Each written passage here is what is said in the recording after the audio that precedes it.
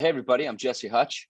I hope you tune in, listen to Craig on Kneel Before You Pod. Currently, I am on DC's Batwoman, playing Agent Tavaroff, and I'm going to go way back. See if you can find me in Freddy vs. Jason. Good luck. Have a great day. Kneel Before Blog presents Kneel Before Pod. Hello and welcome to Kneel Before Pod, the podcast that is starting 2023 as it means to go on. We'll let you interpret that. I'm your host Craig, and for the first podcast of the new year, we are talking about the end of last year, the news and trailers and things that appeared around December 2022. And joining me for this is someone who thought he was getting an easy ride for the last podcast recording of the year, but turns out he's on one of the busiest ones. It's Chris. Hello, welcome to News. Hello. I'm glad to be here at News. You should be. And Happy New Year to our listeners, because it will be the new year by the time this goes out, even though it isn't the new year yet. Time travel. Or production schedules, more like. But before we get to our trailers and news, let's start with the usual roundup of what's been in front of our eyes recently. So what have you been watching? What have I been watching? Well, a lot of my regular viewing hasn't really been on because it's the winter season, so tons of stuff goes into hiding or hiatus or wraps up before Christmas. But on at the moment, Mythic Quest is back on Apple TV, so I've been watching that on Fridays. I've been enjoying it. It's not been as much fun as some of the previous seasons, I think, but I'm still enjoying it. I'm still watching it. Recently finished on Amazon was The Peripheral, which I've enjoyed quite a bit. I think it's quite a good adaptation of the book, and I've enjoyed what they've done with it, the visualization of it, albeit that they've changed certain things from what they've got in the book, but I don't think that's particularly harmed it. They've changed bits to make it more episodic and to try and tell the story from a different angle, and I think that's worked. So yeah, I've enjoyed that one. My only new Christmas watch of the year was the Guardians Christmas special. Ah, yes. On Disney Plus. That was my only new Christmas viewing this year. I did a couple of retrospective watches with yourself where we went out into town and saw a couple of Christmas classics. Muppets and Die Hard. Yes, Muppets and Die Hard. Not in the same film, though. I totally do want to pitch that. But yes, Muppets, Die Hard, Batman, all the festive classics that you could expect. But new-wise, the Guardians Christmas special, which I thought was okay. It's a Christmas special. I think you judge Christmas specials by a different bar than anything else. It was fine, yeah. It was a 45-minute feel-good thing, clearly cobbled together on the free time they had while filming the third Guardians movie. We happen to have these sets built for filming the Guardians thing. We can do this. We can bash this one out. And we can maybe go to Kevin Bacon's house, if that's his real house. It might be. I don't know. Did they use real Kevin Bacon's house? That would be a Google one. Someone can Google it and message us and let us know. One thing that stood out to me in that, and I don't know why it did, is he has a massive couch but a very small coffee table. The couch takes up the entire wall, but he has this tiny little coffee table. Depends on how big your coffee cup is, doesn't it? But it's just disproportionate to the couch that he has that literally takes up his whole wall. The things you notice when you watch these things. Kevin Bacon's weird though, but it means he can't play a character in the MCU because he's playing himself in the MCU. I don't know, multiverse. There was no mention of his appearance in X-Men. They just didn't knock on that door. The Kevin Bacon of the MCU was never in an X-Men film. Because they don't exist. I watched that too. I thought it was alright. Anything else that passed over your eyes? Film-wise, we went to see Avatar 2, Way of the Water. There was a lot of it. There was a good over 3 hours worth of it. There was a lot of film in that film, yeah. It was very, very long. There was a lot of film. It was an even longer experience for us because I thought I'd booked tickets for the Friday and I'd booked tickets for the Saturday. So we turned up to the cinema to be told, oh, this is tomorrow. I was going to let you away with that. I wasn't even going to mention that, but you've just owned right up for it. Yeah, no, the listeners must hear. I made one mistake last year and that was it. Got it in right at the end of the year, so not bad. You were doing so well, and then right at the end of the year, it was worth waiting for that extra day for. Even on a technology standpoint, it's just ridiculous what they've managed to do in these films. Yes, maybe it takes slightly from the previous film, but overall, really enjoyed it. Maybe some characters a little bit underserved, and I wish they had a bit more to do, considering it's a 3-hour film. You'd think there would be a bit more time for that, but I can sort of see why certain decisions were made. Yeah, I thought it was fine. It's not something I ever feel the desire to watch again, though, because I don't think there was enough in there to keep me hooked other than the visual fidelity of it. Remember the first one? I really wanted to see it again because it did something that captured me. It cast this sort of spell on me as a viewer to just be drawn into this world. But I think the focus was too all over the place in this one. There was too many characters and you didn't really get a sense of any of them. So it wasn't anyone's particular journey that you were on. So it was just, here's more of this. What if they just made a nature documentary about Pandora? Just do that. A fake nature documentary. Yeah. I kind of get what you're saying, where it hasn't quite gripped you in the same way, but I think the thing about the first one is when you went in, you were surprised by the fact that the visuals were so amazing and you were sort of immersed into that world. Whereas with this one, you're kind of going in expecting to be wowed by the visuals. So it's not going to have that same shock factor of, wow, look at what they've done here. Yeah, and the first one performs a pretty simple storytelling trick to draw you in. It's a simple point of view story of someone learning more about the things around them rather than a bunch of people learning little bits about the things around them, as this one was. So you're taking on this development along with Jake Sully, who's not a particularly interesting character, but in terms of storytelling, it's very familiar and very easy to follow, and it lends itself to you learning about the people and learning about the place that they're in. Whereas I don't think this one was quite as focused, and I think that's part of why it's just less interesting. Yeah, it was fine. I gave it 3 stars. I think that's a fair review. I'd probably be more hedging towards the 3.5 to 4 mark myself, but I did really enjoy it, and it seems that it has managed to do well because it's already over the 1 billion global mark. Yeah. Screenings are still sold out. Yeah, so they've managed to get over 1 billion in 14 days of worldwide release, so that's not bad, is it? It's what it needs to make to break even, is the question. Yeah. They've still made no money, but 1 billion in tickets. Yeah. It's made a lot of money, but also no money somehow. Classic James Cameron. And we're getting another 2 of them, whether we want them or not. Yeah, I'm kind of here for another 2. I'm interested in what the next way will be. We'll find out. Anything else? Everyone will be fed up of hearing from me. What have you been watching? Well, I've been watching Star Trek Prodigy, which is finished now. At the time of hearing this, as we record, there's 1 episode left, but I've seen it already. It's great. My favourite modern Star Trek show, consistently excellent throughout the first season, and the ending was up to the standard that I'd come to expect from the show.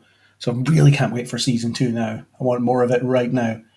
So that's been that, and I'll bring in a plug just now. There will be an interview with the showrunners coming on the website, either by the time you hear this or sometime after it. The Hagerman brothers who run the show in Prodigy, so I'm really looking forward to picking their brains about this show. I've not done the interview yet at the time of recording, so as of release, I had a really good time picking their brains about the show, depending on what perspective you want to get me on. But there's that. I watched The Winchesters, which is on hiatus at the moment. It's all right. As I've said before, it doesn't lean heavily on the fact that it's a supernatural prequel, so it is building its own mythology in a lot of ways, and it isn't doing that thing that annoys me about prequels, where it's winking at you and saying, remember this thing that hasn't happened yet? Well, here's a nod to it. I hate it when things do that in clunky ways, so they're not doing that. So I'll keep watching it. I don't know if it'll make it out of season 1, but it'll be back for its mid-season in January sometime. I forget when, but it's fine. And a show I randomly binged is called The Flat Share. It's a Paramount Plus thing. It's only 6 episodes. It stars Jessica Brown Finlay, I think her name is, and I forget who else. But they play these people that have never met, but they do this flat share situation, as in he works night shift in a hospice and she works day shift, just for some kind of clickbait website.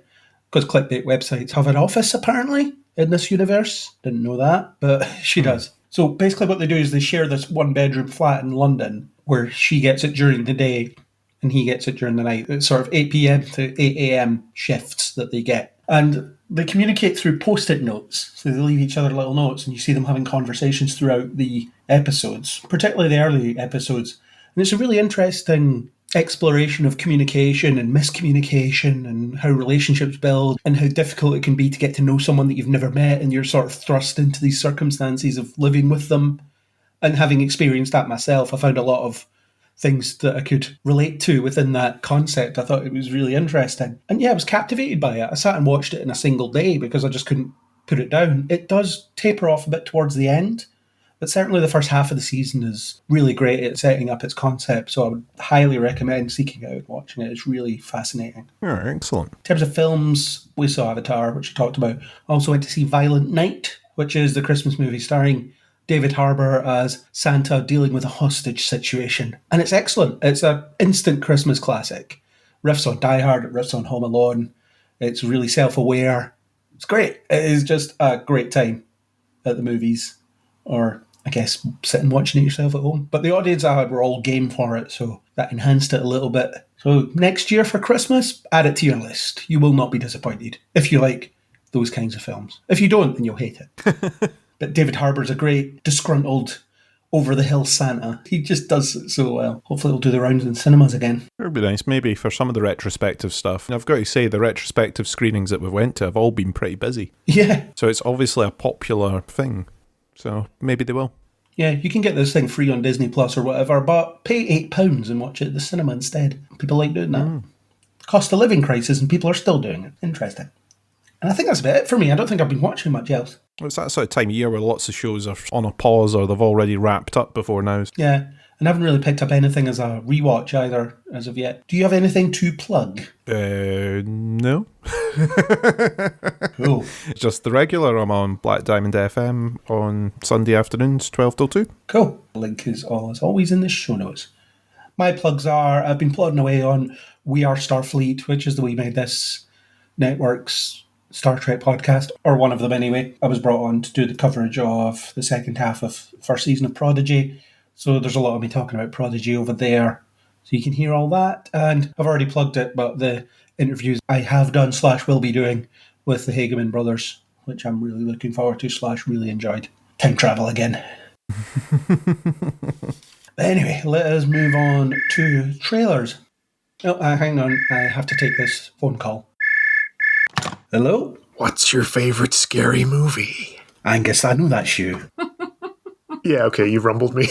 You could at least get a voice changer. I know it's you. The phone call was coming from inside the house. It was coming from inside the house with my state-of-the-art security system, aka a disinterested cat. He would do nothing when I was being stabbed to death. Trained attack cat. No, he would do nothing. Shout out for Spock. He'd go and hide behind the curtain while I was being stabbed to death, and then realise that his bowl of food is empty, and then he'd get annoyed. He could eat you. He probably would. That sounds like a scary movie. Yeah. And I see there are 2 killers on this call. Hi, Natalie, on your first news appearance. Hello. I was trying and struggling to think of any quotes to do with there being 2 killers. Couldn't remember any of them, because it turns out Scream came out a very long time ago. It did. But there is one coming out in not a long time from now. Scream 6, they've got a number back, which is really going to confuse people. The sequel to Scream. Sequel to Scream, but not the first one, but also the first one, because it's a faraway sequel from it. But Scream 6, Lost in New York. Is it actually oh, that'd be amazing. As all good sequels do. Oh, Take it to New York. You've got to go to New York. Yeah, surprised it took them this long. They went to a university campus on the second one, which is about as far away as they've gone, isn't it? Well, Hollywood. there was Hollywood in the third one. Yeah, we were having a little chat about the previous movies. How successful it is to take the franchise away from Woodsboro and that kind of small town setting. I like that you said Woodsboro as though it's how we would say Edinburgh. Edinburgh, Woodsboro. Because they would say Woodsboro. Woodsboro. What's the proper pronunciation? Answers on a postcard. How they tell you to say it. Because I get annoyed when people say Edinburgh. I get annoyed when people in America call me Craig, and that's not my name. Oh, Craig. You're old Craig. I did think of calling you that when I pranked you with that phone call there. Hello, Craig. Just to be super authentic. What's your favourite pronunciation? I might have fallen for it if you'd tried that. Now we'll never know. I rumbled you immediately. But yeah, Scream 6. Angus, we know from previous news stuff that you're super into the Scream franchise. Are you super into it, Natalie, as well? I am indeed. I love it. But I don't love it enough that I knew that there was a new one coming out. But I do enjoy the movies. They were a staple to younger years. And I do continue to enjoy them, but they do make me feel very old.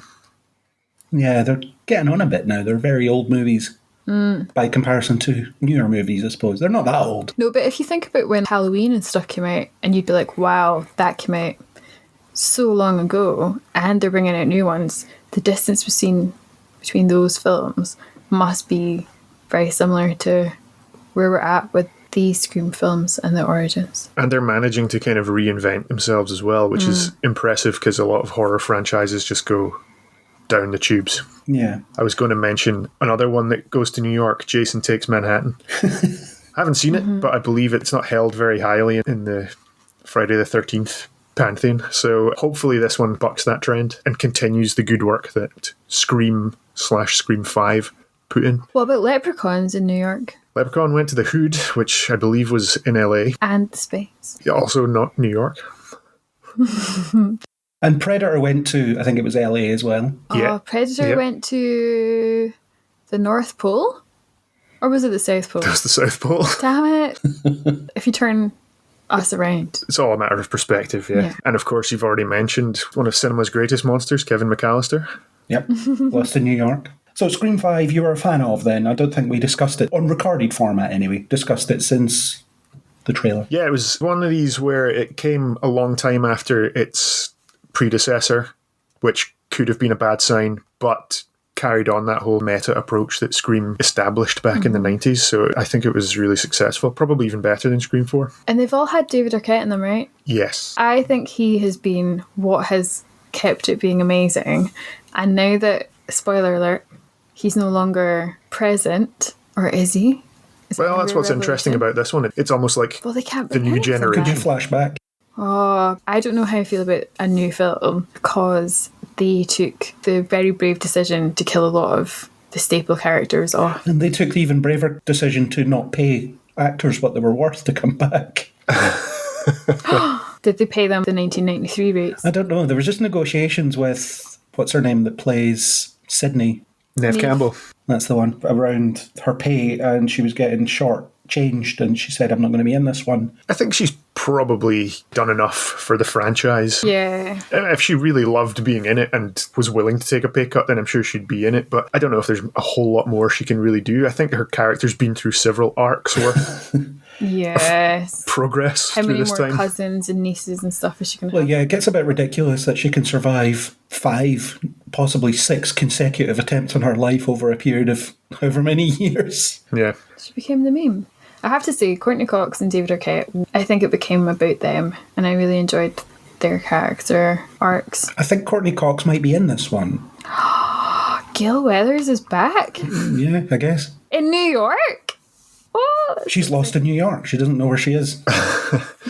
It makes me What? wonder how much of a handover there will be to the new cast and the new generation, because it feels as if that's the direction that they're taking. I feel like that would be the best thing for it, because nostalgia is great, and I always love nostalgic things whenever we're talking on the pod about those. But I feel as if this franchise is just about at that tipping point of moving on. Well, you love nostalgic things when you like them. You hate them when you don't like them.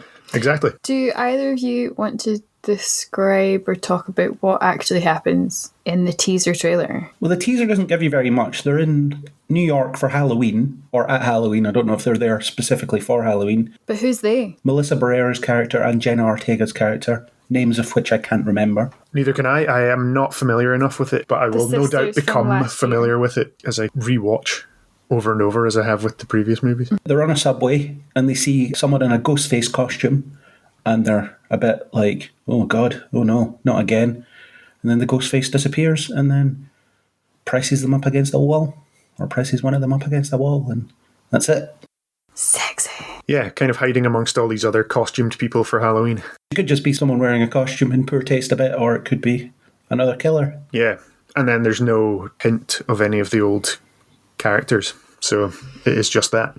That's all we see. But I like those two characters that I can't remember the names of. I think they did really well in the last one. But it's because they were new and it's because they were fresh and you didn't know if they were in it for the long haul or if they'd even make it out of that movie. Yeah, plus they acted really well. They did a good job. Yeah, now it feels like it's being passed to them. There's now going to be 5 films with consecutive attempts on their life before they move on. 5! They're taking on the mantle Have of they actually inexplicably secured the other surviving over and over again. No, they'll probably just keep making them until they become unprofitable and then leave it for 10 years and then make another one.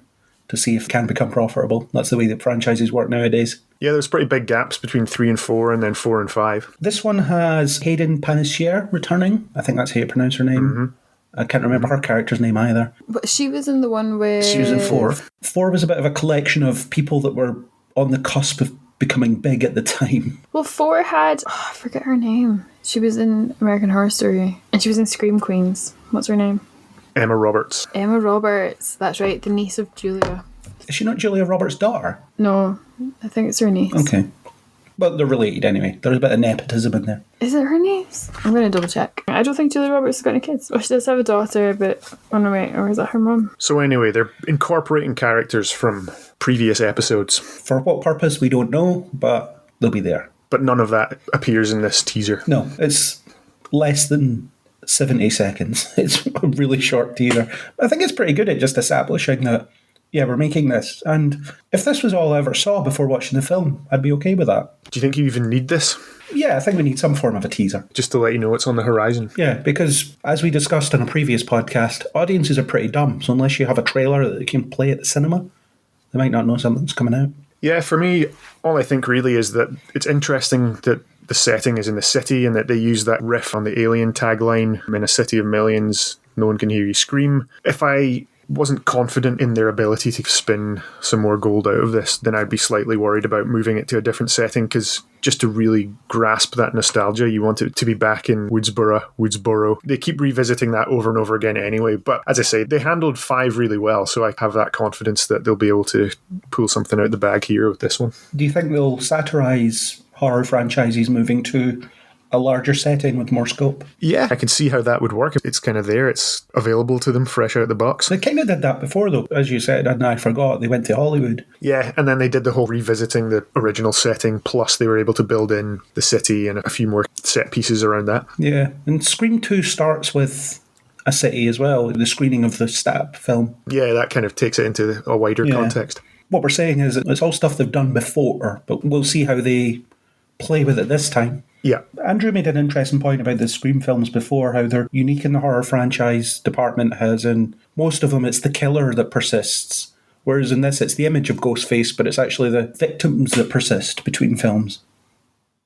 Yeah, and always a new killer. Or killers. There's usually more than one, isn't there? Yes.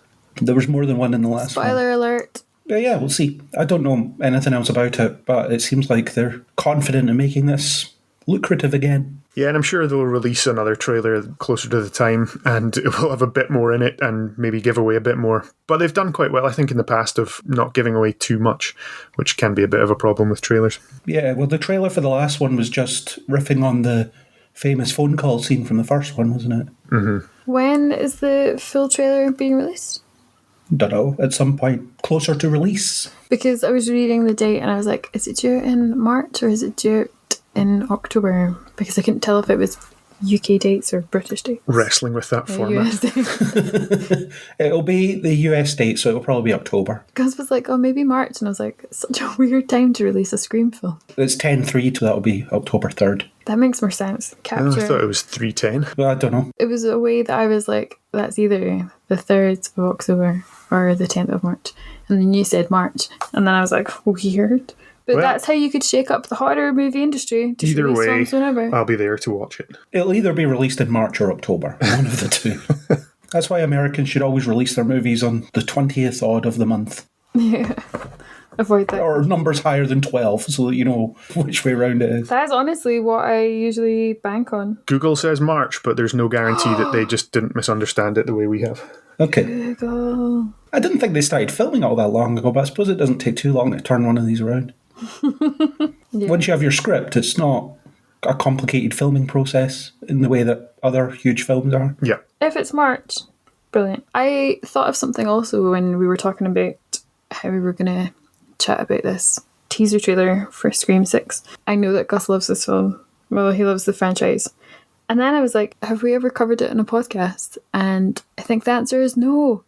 I feel like we've just found ourselves a new series to podcast on. Is there a Scream Day? I don't know. I should know that, but I don't know, maybe there's a day that Stab, the in-franchise movie, was released. There is probably a day where Maureen Prescott was murdered or something like that, and we could build that into a recurring annual tradition. Yeah, or there's just Halloween specials that we haven't really done Yeah, that's ever. true. And hopefully it's a good amount of time away from Alien Day. Well, the start of the year is really busy with stuff because we've got Star Trek Day, we've got Star Wars Day, we've got Alien Day, all happening within a month of each other. That's more the end of first quarter, but still. You must know you've made it if you get a commemorative day as a movie franchise. Yeah, otherwise Halloween specials, we could do them then. Yeah. Because we haven't really done Halloween specials. Did we cover it at all in the shared universe chat we had? I'm not sure. As Jay and Silent Bob appear in Scream 3. You might have mentioned it. I feel like I did mention that. I must have mentioned that. Something for you to do, find that out. Listen back to the Shared Universe podcast and find out if you brought it up. I think we need to get bougie and pay someone to be a researcher for us. There's other podcasts I How are we listen gonna to have afford that? researchers, and then they could listen to all that. Jay and Silent Bob also appear in an episode of The Flash, so that means The Flash is also set in the Scream universe. There you go. But as an actual real life person, I guess so. man, movies is whack. Does that mean that Clerks doesn't exist in the Scream universe? Yes, because it took place in their universe. Ooh, crazy. Well, I suppose it does now because Clerks 3 is about them making Clerks. Spoiler alert, I've never seen Clerks. And Gus is always like, what? How have you never seen Clerks? I've got the special box set. Just haven't ever watched it with you because I'm pretty sure the last time I was going to watch it with you and then you watched it without me. And that's what we think about the Scream 6 teaser. So anything else on Scream 6 or Scream in general before I hang up and get stabbed? Just keep your wits about you and drill Spock some more about what to do in case of emergencies. Yeah, don't give spare keys to strange people in Scream masks. Yeah. Just listen to what Richard Gere told Julia Roberts to circle back to that.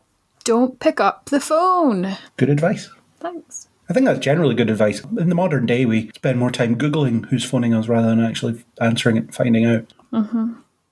Yeah, just Or certainly I do. bother. Just ignore it. Think about how Scream would have panned out if they'd never answered the phone, or they'd locked all their doors, or they'd called the police. It would be called Screen instead of Scream. Well, I always wonder if in the first one, what if she got the trivia question right? Oh, well, Then there'd be no franchise. it'd be over. We wouldn't be here talking about the 6th installment. Sixth installment, yeah. Crazy to think about. Thanks, guys, for phoning in to discuss the Scream 6 teaser, because Chris is very passionate about the fact that he cares not for horror.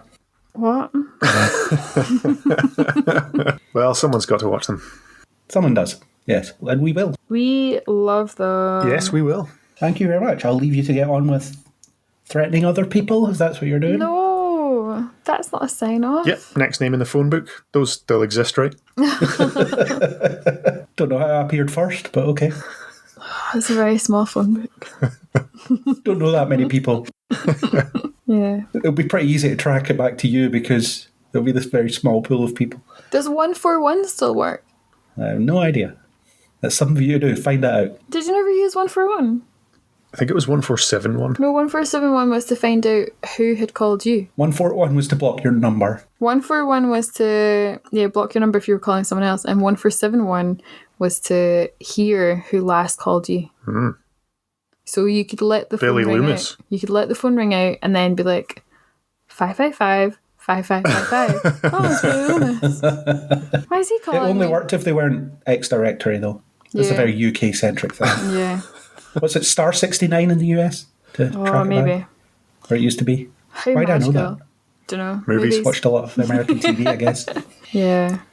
What's your favourite movie featuring a phone call?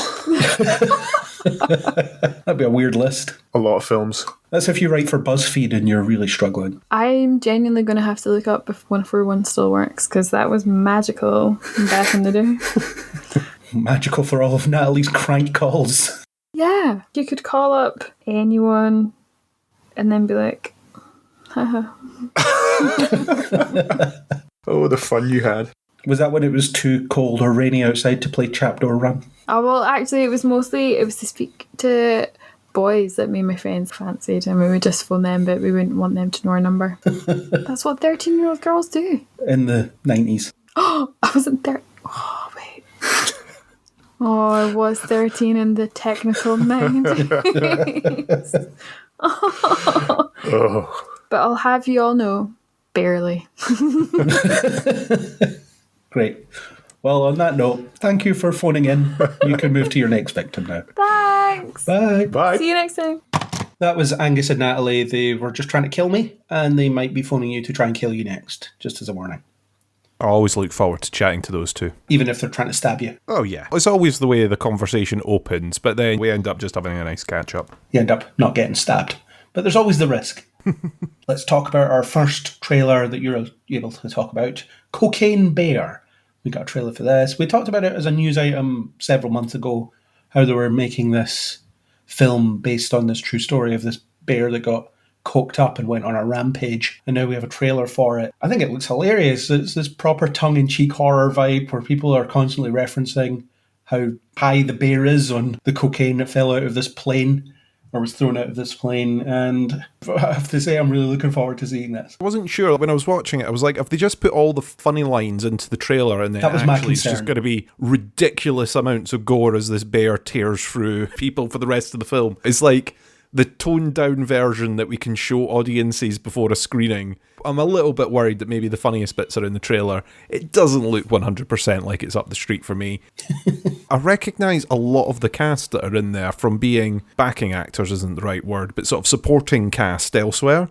There seems to be a lot of people in there that I'm like, I'm sure I've seen them somewhere before, and then you go on IMDb and you're, oh, they were in an episode of that TV show or this TV show. Looks fun. It does look fun, and I do have the same concern about all the highlights being in the trailer, and I wonder if the novelty of the concept is what they're carrying it on, like some of these things, and then you actually watch it and you think, oh, there's just nothing here. There's really nothing here beyond the title. But it looks like they put some effort in, based on the trailer at least. So yeah, that'll be out, and I will probably see it, and then I'll be able to say whether it was any good or not. But yeah, promising start. Good fun trailer there. Our next trailer is Megan, or Mithrigan, as the titling goes. It's just another trailer. I can't remember if it was you that talked about the trailer previously, or the first trailer that is, on a previous news pod. But this proper horror vibe, really good uncanny valley design for the doll. And my guess is the twist is that the doll works as designed and it's the little girl that's evil. That's where I'm going. Yes, you create AI and you give control of it to a little girl and give it very vague instructions about what it needs to do to achieve its goal. What could possibly go wrong with that? There's never been a film before where AI has been created and run amok. But yeah, very creepy. Again, I don't think this is particularly made for me, but sure, it looks well put together at least. It's the Chucky vibe or whatever else. Crazy Murderous Dolls is a subgenre in all in itself. And this is another one. There's a lot of those, yeah. But my guess is that there'll be nothing wrong with the doll. It'll be everything wrong with the little girl. With these AI things, it's normally that they've given them an instruction and then it automatically goes for the nuclear option in order to solve it. Yeah. Robots, your challenge is to create world peace. And then it goes, well, if I kill all humans, there'll be world peace. So off it goes to kill all humans. Stop me from being bullied. Well, if I kill the bullies, that'll solve that problem. Exactly, that'll solve this. I don't want to be in pain anymore. Sure, I can solve that for you. It's no Baymax, is it? It's not quite. Baymax is a nice robot. Right, okay, nothing more on that one then. That's pretty simple. Let's move on to Mission Impossible. It's not really a trailer, but we got a 9-minute-ish featurette on the biggest stunt possibly in Hollywood history. And just watching this, I just couldn't help but laugh constantly. Tom Cruise is utterly insane. Them talking about him doing 30 jumps a day, which equates to over 500 skydives over a short period of time. He's just jumping out of helicopters all day, for days at a time. Insane. What a nutcase. The video is basically them building up towards doing the stunt where he drives off a cliff in his motorbike. Yeah. And then deploys a parachute and sits down. But you see them doing a fake rig with boxes below and then them assembling it, where they've got to take all the parts up this mountain in a helicopter in order for them to build the rigging to then do this stunt, which he then did, was it 6 times, I think it says in the video? 6 times. He did it 6 times over. So it wasn't one and done. He did it 6 times. And it was the first day of shooting for the film that they did this. You just sit and go, what? The bit that worries me is at the end, and I think it's McQuarrie turns to the camera and goes, oh, if you think this is fake, you should see what we're doing in the next film. What? What's he doing in the next film? The amount of effort. I think that was one of the things that highlighted for me, was the amount of effort to go in to create something which will be, maybe a 5-minute sequence in this film? If that. If I'm being generous, if that. This stunt, it's going to look amazing. We've already seen some of it in the trailer, obviously. But you sort of think the amount of effort to get this 5 minutes of footage, you go, would a CG Tom Cruise doing the same thing achieve the same? I think it's amazing. And one of the things that kind of peeves me a little bit is the fact that there doesn't seem to be the same recognition awards-wise for stunts like this. When you see the amount of work that's went into that shot, that 5-minute section, if that, kind of think there should be more recognition for this. The amount of people that are working on it, the amount of effort that goes into create this thing, rather than just do we did it with CG. I wonder if there's enough big stunts in a year to have a category for it, though. Because it seems like there are very few productions that are actually doing this now. Tom Cruise is always going to champion, let's really fly planes, or let's really jump off this thing. But there'll be a lot of productions where they're like, we'll just augment it with CG, or just do it in CG completely. Well, that's why I think they should be called out when they do, because I think there'll be certain ones where folk just assume, they've done it with CG, and completely invalidate someone's month's worth of effort, going, they just CG'd it, didn't they? I would love to see more of these things getting called out, definitely. They should get a lot more recognition than they do. The amount of people that have worked on that, it is incredible, and I highly recommend, if there's one of the things that you watch from the show notes, I would pick that one. And I know it's not 100% a trailer, but watch it if you're interested in the background of movie making and whatnot. I'm now desperate to see that film, so it's achieved its goal. Well, I'm just wondering how they're going to explain why there's a big ramp at the top of a mountain in the context of the film. So that Tom Cruise can jump off it, of course. That's why it's there. Yeah, so him doing the stunt 6 times. It was funny after he did it the first time and he radioed in and he was like, I think I can stay on the bike a little bit longer. What are you doing? He's just this fearless idiot, is Tom Cruise. He just has no concept of survival, does he? It was funny seeing the base jumping coach and whatever just standing around saying, we're a little bit worried about this. We don't know if this is going to fly because we've never done this before, so it could end horribly for everybody. Oh yeah, good old-fashioned fear. I'm just thinking of the poor guys that were having to go along afterwards and try and find all the motorcycles that they threw into that ravine. All these destroyed motorcycles. All these destroyed motorcycles they've got to recover. And then there was that video that Tom Cruise did where he was thanking everybody for making Top Gun the top film of the year, where he was sitting outside a helicopter, and during the video where he was thanking everybody, he just jumps off casually and does the skydive. How's she do? He's insane. But that's why we love what he does, because you're getting that authenticity. That's how I'm expecting you to do the trailer for this podcast. Yeah, that won't be happening.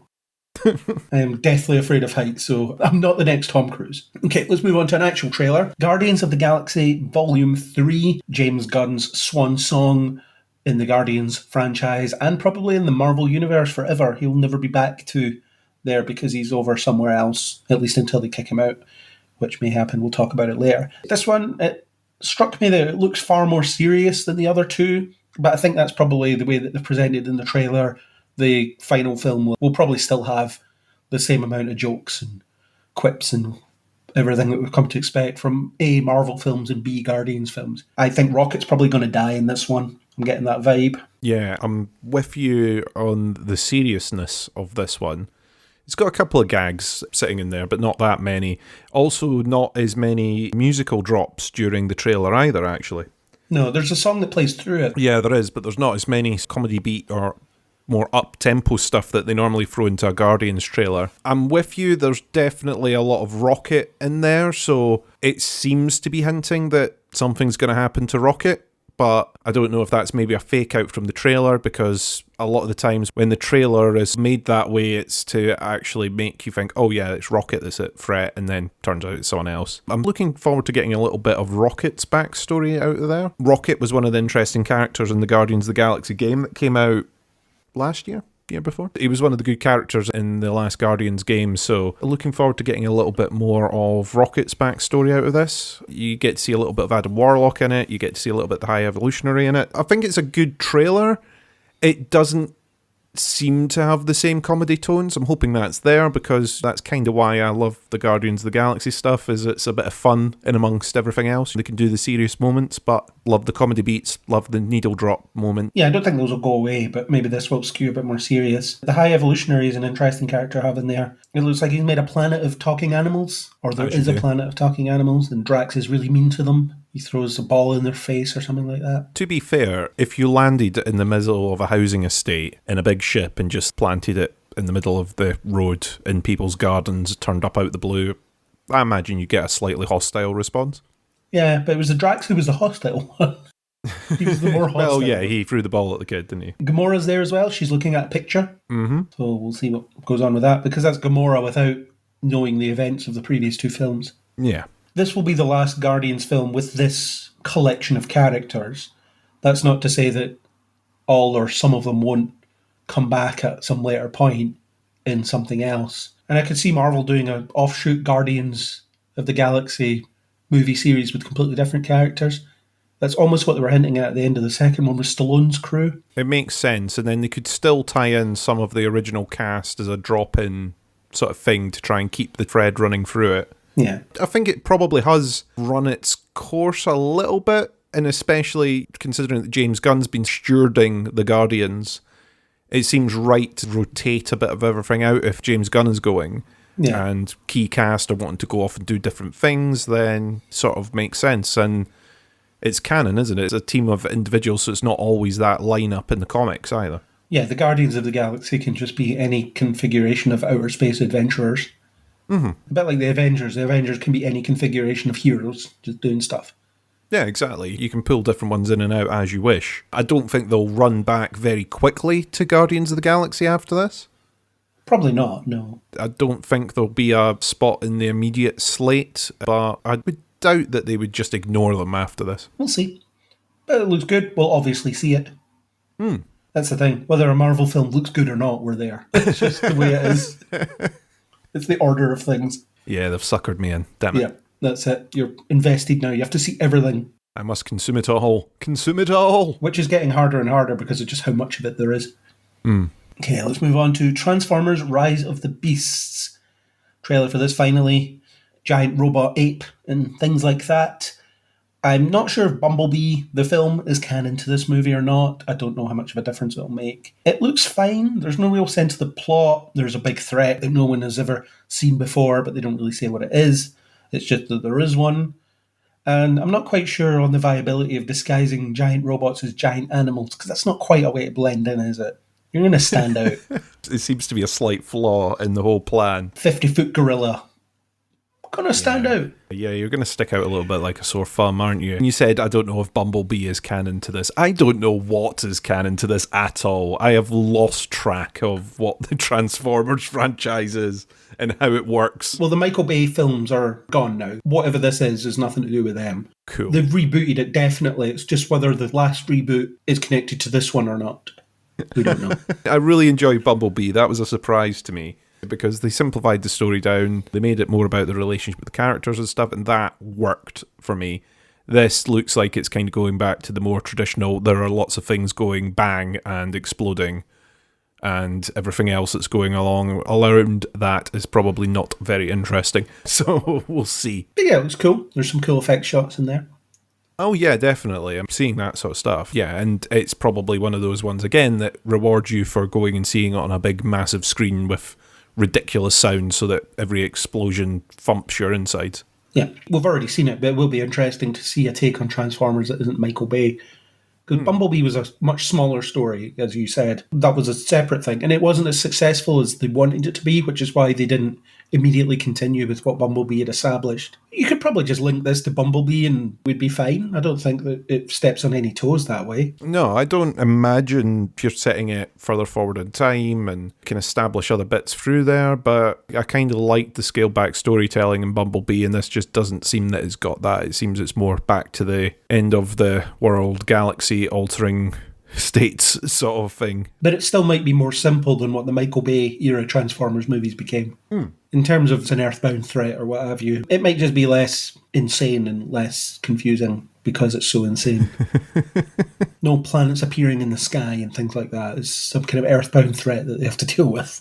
Oh, boo. We want exploding planets in the sky. We want random appearances of things. We want a MacGuffin that was sent to Earth decades ago and is buried somewhere. And then the next film is another MacGuffin they didn't know about in the previous film. Yeah, it was a MacGuffin. It was on the other side of the planet from the MacGuffin that we had before. There's no continuity. No one cares. No one's watching this for any reason. More of the MacGuffins, please. Add more MacGuffins. Let's move on to Indiana Jones and the Dial of Destiny. Fun fact about this and the Guardians 3 trailer, they appeared a couple of days before I published the last news podcast. So thanks, Disney.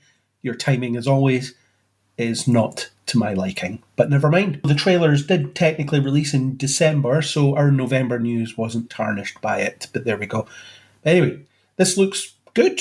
I think it looks about the same trailer-wise as Kingdom of the Crystal Skull did. I'm one of those people that quite liked Crystal Skull, and I don't care who wants to fight me about that.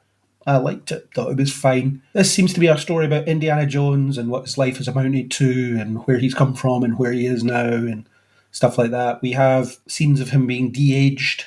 The de-aging looks really good. Harrison Ford was right. It's the best we've seen, probably. Yeah, I would hold that comment until we see the full thing. But yeah, the shots that they've shown in the trailers look reasonable. Not done too bad with it. I'm kind of with you. I thought Crystal Skull was okay. If I was going to put on an Indiana Jones film, I wouldn't go for that as the default, but it was okay. It's better than Temple of Doom. This one looks like it's going to try and hit the nostalgia beats again, which you've got to do with these things. It seems like another attempt maybe to set up some other characters that can carry on the story, potentially. Shia LaBeouf didn't work. Let's try these people. Yeah, we're going to give it another spin and see what we can do. They're hitting a few little nostalgia bits in there. There seems to be some fun about it, which is the whole point, I would say. I did like the voiceover line of I've seen many strange things, but I don't believe in magic or anything like that. And you're like, I've seen these films. You must believe in some of this stuff by now, my friend. You encountered an invisible bridge that you could walk on. Yeah, you've walked on an invisible bridge. You've seen people getting taken out by the Ark of the Covenant. You've witnessed aliens taking off. I think you believe in strange things now. It's either that or he's always putting it down to just being on his medication or something. We don't know. So let's go with that. But it looks fun. You've got lots of different characters that seem to be popping up in this. You've got Toby Jones. I like Toby Jones when he turns up. You've got Phoebe Waller-Bridge in there, Antonio Banderas. So there's plenty of people floating about. So yeah, I'm up for this. I'm also interested just for seeing Glasgow pretending to be an American city again. I like that every once in a while just Glasgow appears as an American city. Glasgow being 1960s New York. Yeah, as it would be. Harrison Ford still got it. I was thinking that, and I think people thought this the last time as well, that Shia LaBeouf would do all the young stuff and Harrison Ford would just be along for the ride. But in Crystal Skull, he did a lot of stuff, and it looks like he's doing a lot of stuff here. He's just this crazy old man who won't stop. I don't know how much of the stunt stuff he'll be doing, and I wonder if in the de-aging stuff they've just plastered his face on a younger person's body, because with every de-aging example I've seen, for example, in Captain Marvel, Samuel L. Jackson looks like a young man, but he doesn't move like one. And that's always the thing that gives it away. Or it's one of the things that gives it away. Other than the slightly plasticky appearance that you sometimes get. But it's the movement, isn't it? Because someone in their 60s, as Samuel L. Jackson was, or 70s, or however old he is, doesn't move like someone in his 30s, or however old he was supposed to be. And Harrison Ford will certainly not move like the age he was in those scenes that we'll be seeing. But he's doing lots of stuff. He's riding a horse.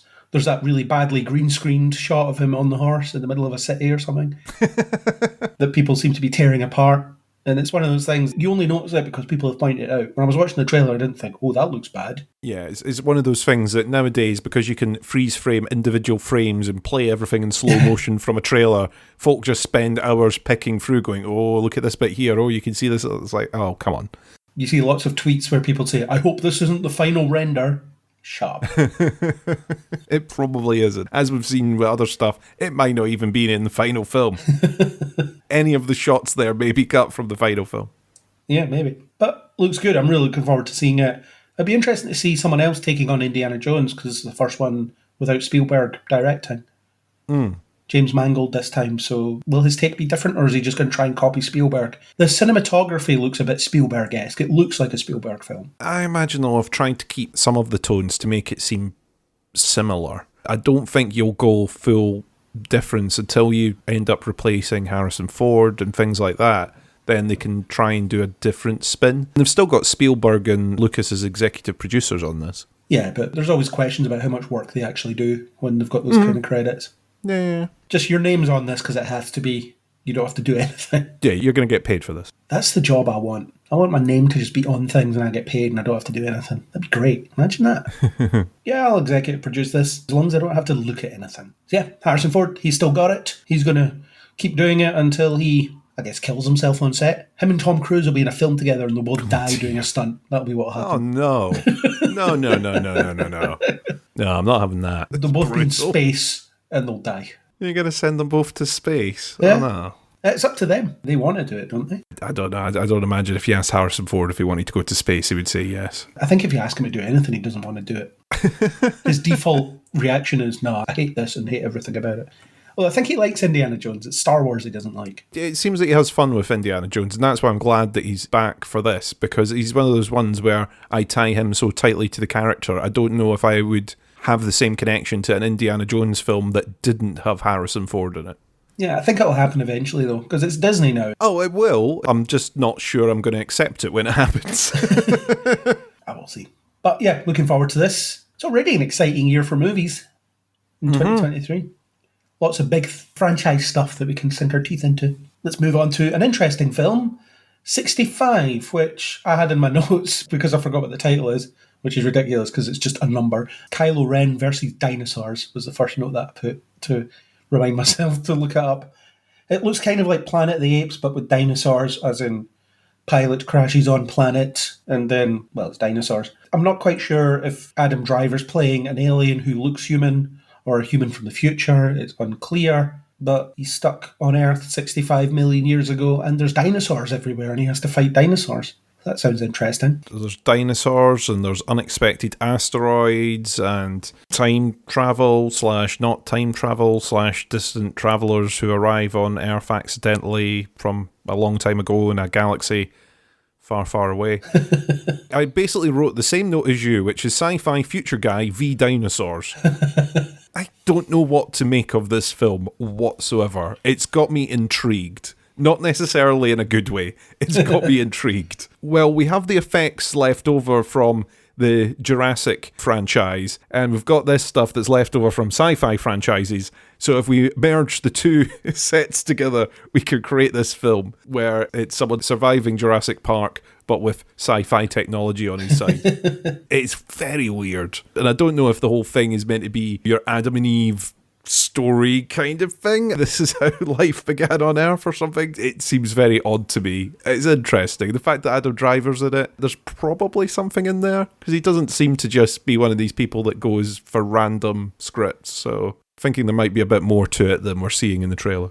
Do you think he'll end up wiping out the dinosaurs at the end? He'll pull an asteroid down with a tractor beam or something and then kill them all. Get the line at the beginning where he says that they've been knocked off course by an asteroid, or they've hit an unexpected asteroid, and that's how they've ended up. I'm not too sure. Space bus driver then fights dinosaurs. It's an interesting idea. Could be a lot of fun. Or it might just be that the premise is the most interesting thing about it, and what you actually watch is garbage. Yeah, it's going to be very vindictive dinosaurs that are particularly going for this one guy. That's going to be the thing. It's going to be, why are they attacking that guy, not any of this other prey that's out there? Oh, just because reasons. Everywhere he goes, everything wants him dead. That's basically what it's going to be. Yeah, this planet is here to kill you. Yeah. The interesting thing, though, is, or one of the interesting things is, the trailer builds up to the reveal of the dinosaur. So I wonder if it's one of those things that if you've seen the trailer, that spoils the build up to the reveal in the film itself. Because it's got a vague title, it's 65, and the poster doesn't have a dinosaur on it, I don't think. So yeah, it'd be one of those things, you just go and see this film on a punt, and then, oh my god, there's dinosaurs in this. But then, from a marketing point of view, this film called 65, it's Adam Driver in the jungle on the poster. Why would you want to see this? I'm kind of think the same as you, actually. It's an interesting point that maybe when they were originally cutting this trailer, maybe they did make it a bit more mysterious what was chasing him in the jungle. Or in the forest. You have the bit of sci-fi ship crashes on a planet, could be any planet, and something is pursuing them. And the twist, or the more interesting twist, would have been, it's dinosaurs, it's Earth in the past. That maybe would have been a more interesting way of doing it, and you would have got maybe a bit more surprises, but maybe they're thinking that the draw of and there's dinosaurs will be enough to get people over the line and into the screen. There's also this era of marketing and filmmaking and things like that where it's just impossible to be surprised in that way going into something, or certainly is for people like us that are perennially online and talking about this stuff. So it feels like even if you didn't see the trailer, you would stumble onto the fact that, oh yeah, this is about Adam Driver fighting dinosaurs, let's go see that. But then if the first half of the film builds up to the reveal of dinosaurs, or the first half hour of the film, or however long it is, builds up to this reveal of dinosaurs, and if you already know it, the reveal kind of loses its power a little bit. Because it'd be great if you just knew nothing about this going in, you walk in and a T-Rex shows up at the half an hour mark. Oh my god, I didn't expect that. Yeah, I'm kind of with you. There's certain aspects of this where it is spoilt for you with trailers. The thing is, even if you're trying to avoid spoilers on the internet or trailers on the internet, when you go and see a film, you're going to catch the trailers before the main picture. So you're going to have that spoilt for you either way, because I don't think you could quite blank it out in the cinema even if you tried. Yeah, it's more difficult than you might think. You can try and sit and play Tetris on your phone or something like that, but you'll absorb some of it by osmosis, inevitably. Yeah, and also any conversations that you have with people. Are you going to see that Adam Driver film with the dinosaurs? And you'd be like, oh, it's got dinosaurs in it. Oh, right, I didn't know that. Well, I didn't know that, so thanks. Oh, yeah, and it's on an Earth in the past. Oh, right, okay. That's not a surprise reveal either. The only other way that you can look at it is if they're revealing all of this in the trailer, what might the actual twist be, if there is one? It might be that actually this is very front-loaded and then there's something more interesting that's going to happen further on. Maybe. Who knows? We'll find out. We'll definitely find out. It's out in March. It was originally the 10th of March, but it got pushed back to the 17th. So if you'd already planned your year around going to see this on the 10th of March, then sorry to break the bad news to you. Well, I've waited 65 million years. I might as well wait another few days. Yeah, you've waited this long, you can wait another week. You only heard about this film today, really. So you'll be fine. The next trailer we've got is Gen V, which is the Boys spin-off, which I think is Superhero High School or something like that. It looks debaucherous and all those things that you would expect from the Boys. My biggest concern is that it won't have the morality that characters like Annie bring to the Boys. It might just be everybody's a horrible person, and I will struggle with that. Yeah, the last season of The Boys for me kind of went a bit too far. It seems that they're trying to outdo themselves each season, and it's not necessarily helping the characters or the plot or the story. It's just we just need to do something even more outrageous, and this seems like a version of that. I think you probably will still have the moral compass characters thrown in there. It's just going to be like a younger version of the same show, which is why I'm sort of struggling to see how this fits in. The article that I was reading suggested that it's set concurrently with the 4th season, so it's meant to sort of tie in with that. The thing that grabbed me from the trailer, apart from all the gore and everything else that was going on, maybe I've been drinking over the Christmas season, but is there a Muppet in there? Yeah, there is. Yeah, there's kind of puppet thing. Yeah. I'm confused. I may watch the show simply for that. It might be that there is nothing else needed to hook me in, then there's a puppet in this. I wonder what is going on.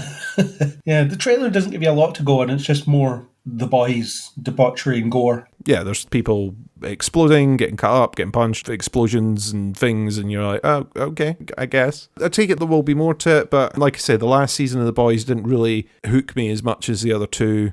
So this, looking like it's almost identical, kind of makes me go, oh, okay, maybe not. Maybe this isn't going to be for me either. Yeah, we'll find out. It'll be without the trappings of the characters we know and in theory like, so that's a challenge in itself. Yeah. I don't think there's any character that was set up in the recent season to spin off to the show. Sometimes they do that. They'll have a character in one show designed to go over the spin-off, and they'll be like, I'll see, I'm going to run this school or whatever. Yeah, I'm imagining there will be some form of crossover-y thing in there. Yeah. I'd be surprised if there isn't any, but it might not be every episode. No, and you wouldn't want it every episode. No. Don't know, you would almost expect one familiar character to migrate over to deal with this, but doesn't seem like that's happening. But yeah, that's happening. Short trailer. That sounds like the TARDIS is coming, as it will be materialising momentarily to talk about more Doctor Who stuff. So if you want to run away so that you don't have to see him, I'll talk to Isaac about Doctor Who. Yeah, I'm just going to run and hide. Yeah, it's a good plan. Just hide behind the TARDIS, you won't notice it. Good plan.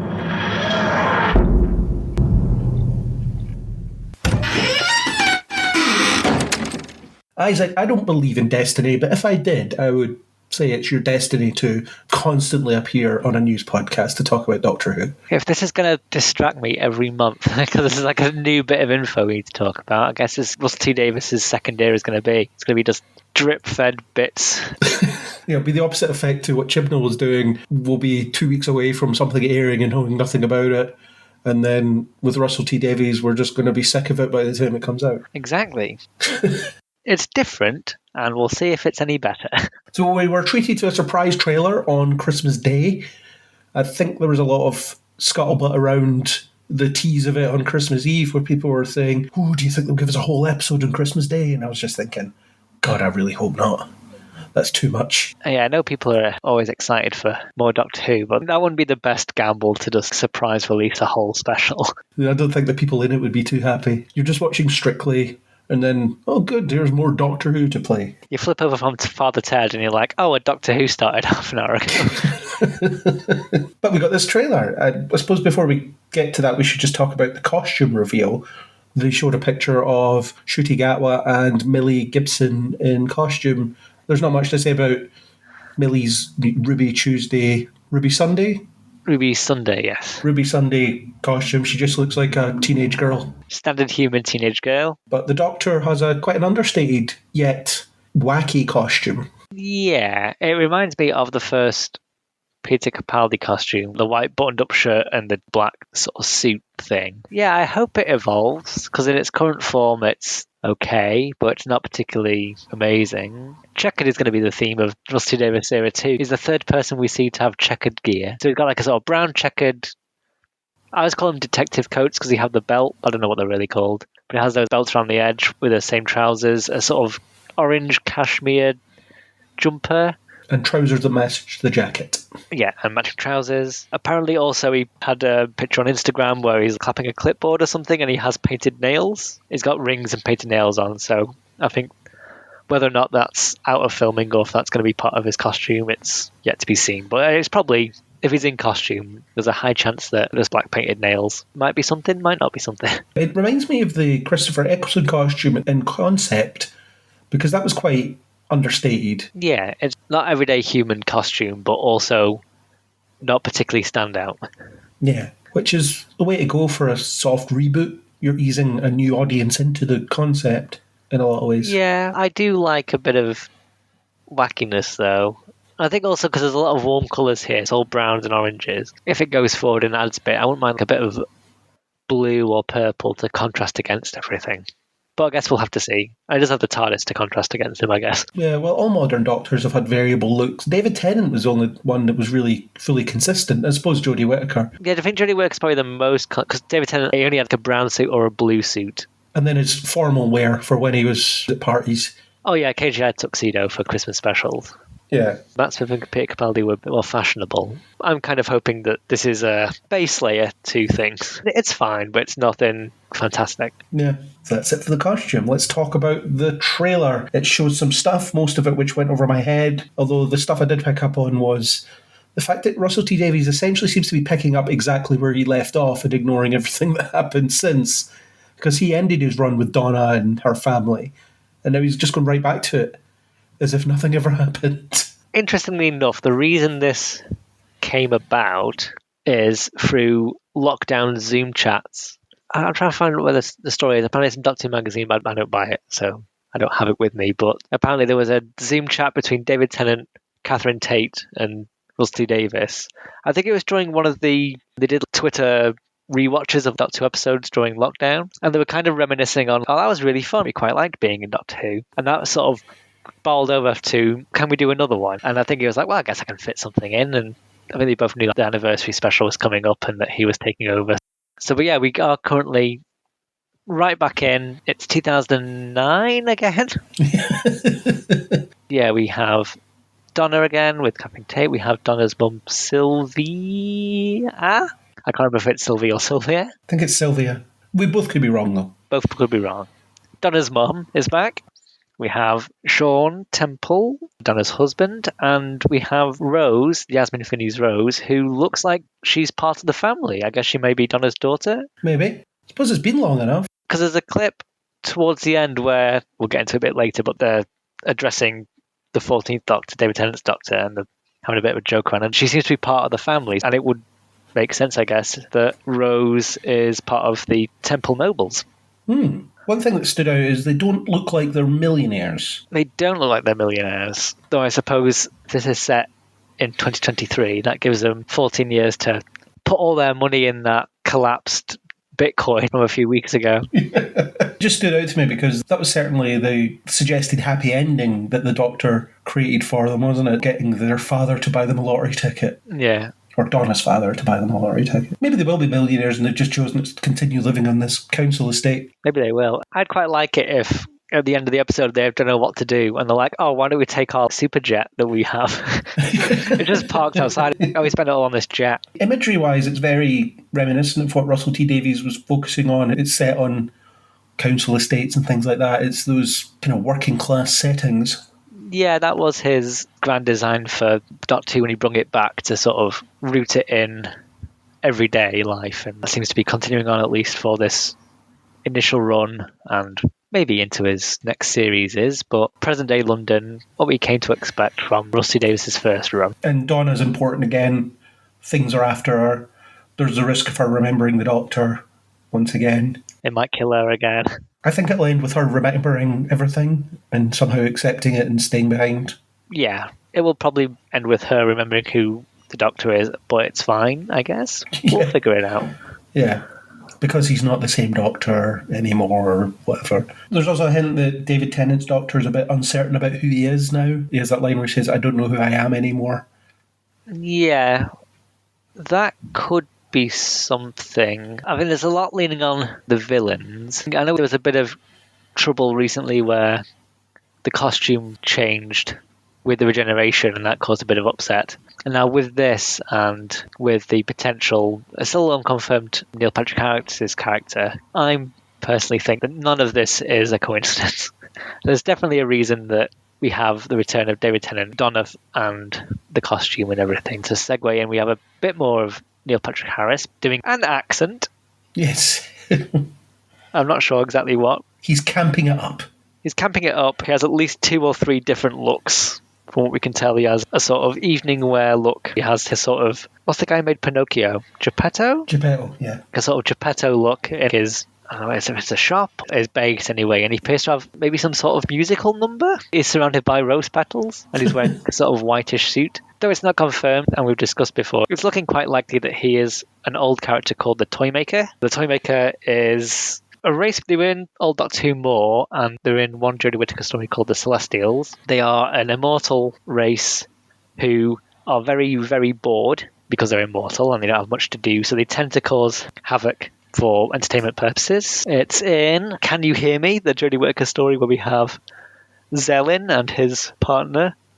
I think that's the only time they've shown up in New Who. They're eternal. They're immortal, they'll exist forever, and they are deeply, deeply bored. And I think that's what the Toymaker, if it is a Toymaker, I think he's picking the Doctor's face and the Doctor's costume, and he's bringing everything back. I don't know why he would be, but to paraphrase what they say in the trailer, if there is such a destiny, it's all heading to Donna Noble. Yeah, it was something to do with Donna, so maybe information in her head is stuff they think they want for some reason, and forcing the Doctor to look like David Tennant again is one way to do that. Yeah, essentially weaponizing the Doctor against her by forcing them to bring back Donna's memories for reasons undiscovered. But that's not the only villain we see. We also get some buggy dudes and a fluffy dude. Has been confirmed now by Rusty Davis's Instagram. This is a incredibly niche cut. The fluffy guy. Usually you get some niche characters. This is an episode from 1981, or this is a one-time story. These characters are from Marvel Presents Doctor Who Magazine Comics 1979. Oh, God. It doesn't, as far as I'm aware, exist anywhere other than if you existed in 1979. The fluffy guy is Beep the Meep. I don't know these guys. So I'm currently on TARDIS Wiki reading about them. Beep the Meep is essentially a just awful sadist, apparently. Enjoying inflicting pain on others for no real purpose. Uses the cuteness to manipulate and get people to pity them for their own purpose. The buggy guys are called the Wrath Warriors. Both of this has been confirmed on I think Rusty Davis put a thing on Instagram saying these are the very niche characters. I'm guessing they'll be the things that the Doctor and so on run away from. The big buggy guys, yeah. They apparently don't appear to be particularly mean. It sounds like essentially they're the Jadoon of the 70s. They are a police force designed specifically to capture Beep the Meep on their various thingies. So to go into Theory Zone, in the world of science fiction at the moment, we're getting a lot of cute, small things. We have Baby Yoda and we have Baby Groot. I don't think this is too far of a stretch to say that this is Doctor Who's going. I think Beep the Meep is there, one, to be cute and sell toys. And I think also it is this twist of, as we see in the trailer, I think it's Rose is interacting with it and it's, oh, these are the monsters. It looks threatened and frightened, but I think this is going to be the thing of everyone's going to feel sorry for this little fluffy thing and it's going to turn out to be awful. And the big, horrible, laser-powered bug dudes are going to be the, not heroes, but the people who are trying to establish the peace. Oh, also on Instagram, we have confirmed that Beep the Meep will be voiced by Miriam Margolyes. She was Professor Sprout in Harry Potter. I don't know who that is, but cool. She's also been in Blackadder, Little Shop of Horrors, Babe, Dreams and Giant Peach, Milan, Happy Feet, Early Man, Flushed Away. I think she does a lot of voice acting. Cool. But Miriam Margolyes will be Beep the Meep. So that's a bit of news there. The thing I was wondering about based on this trailer is this doesn't really seem like a 60th anniversary special. It just seems like, at best, a special, at least in terms of what the content is. Obviously, there's a lot we don't know, but I was expecting a multi-Doctor story for its 60th anniversary. Doesn't look like we're getting that. But this is just the trailer for the first special, isn't it? Yeah, it just says 2023 from what we know. Yeah. I'd guess that the Beep the Meep Wrath Warrior story, that'll be the first one. And then I guess it'll go through Neil Patrick Harris.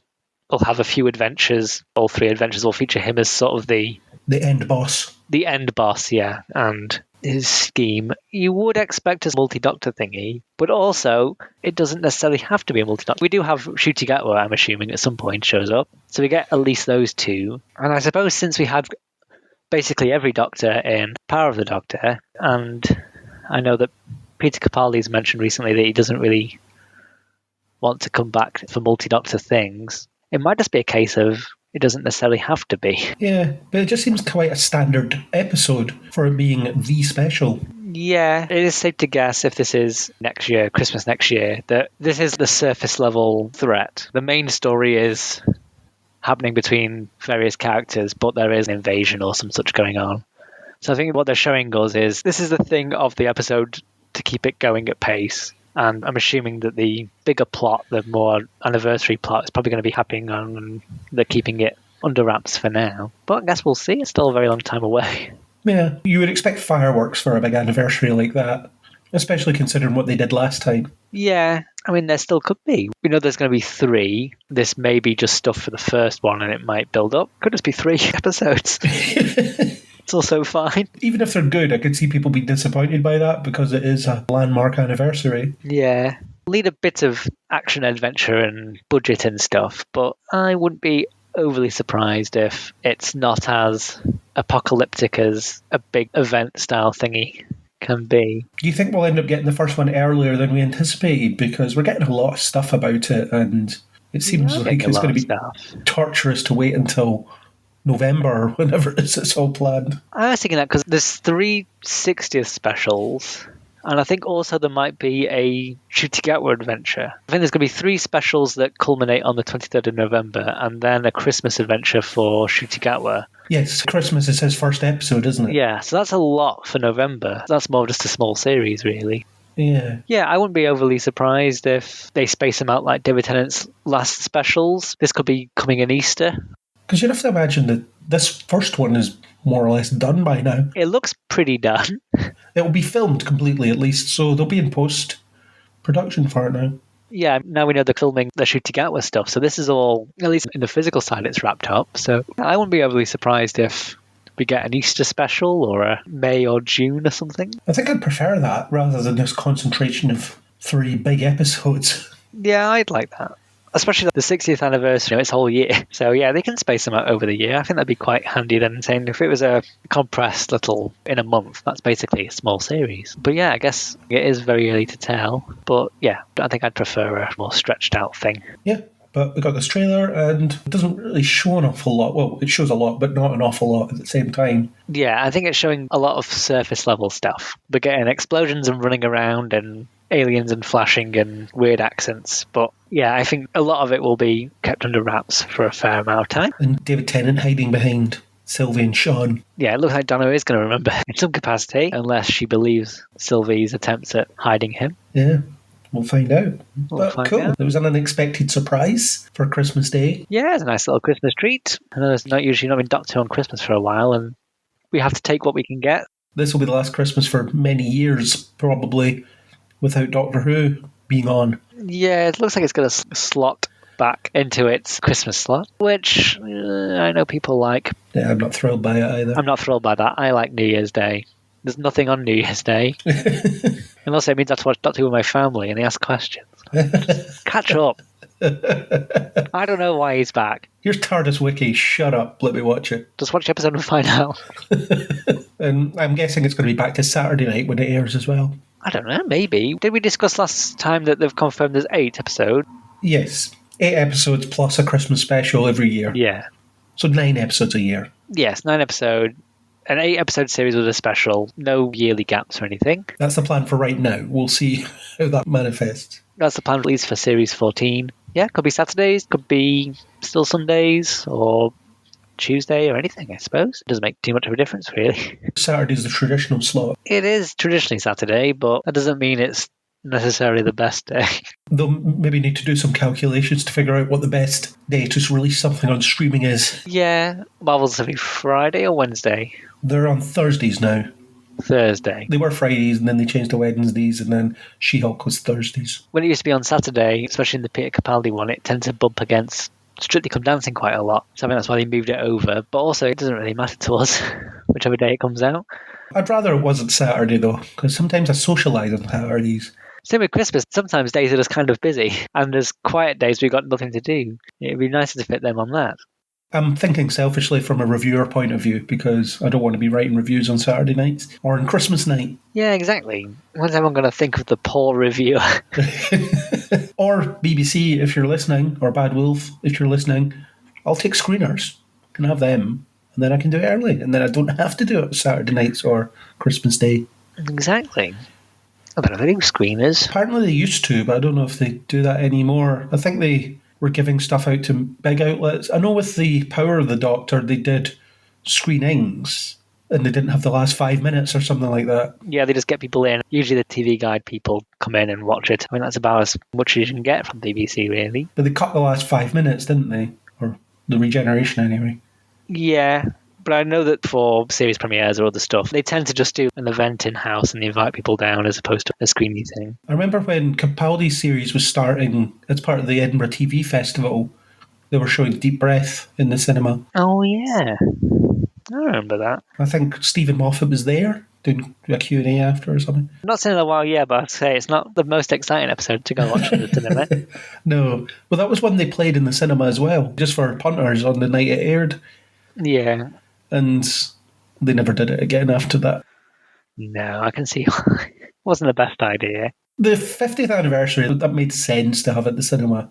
They went all out, they did it in 3D. And Yeah, that had a bit more of a thing to it, and I guess it was successful enough to think they should do the Series 8 start on it. yeah, and then either nobody went or nobody liked it, or both, and they didn't do it again. Pick your ones a little bit more carefully next time. Anyway, any of the last things on the new trailer that we saw? It's quite exciting. That's nice. I say it is quite far away, and I wasn't as excited as usually I get for when a new era of Doctor Who starts, but it is quite exciting. It's a show about change and renewal, and it's always fun to see how it'll go. But this does feel very Series 4 2009-ish, 2008-ish sort of feel. So exciting, certainly, but I'm more looking forward to Ncuti Gatwa's Doctor than the specials, just because it's always nice when you're going into a brand new thing as opposed to a sort of tribute to something we know has been around for a while. Yeah, I do have my concerns about going back to pretty much where we left off when Russell T Davies left. Yeah, it's fun for them and it's fun for his friends. Is it going to be fun for us? We've seen full series of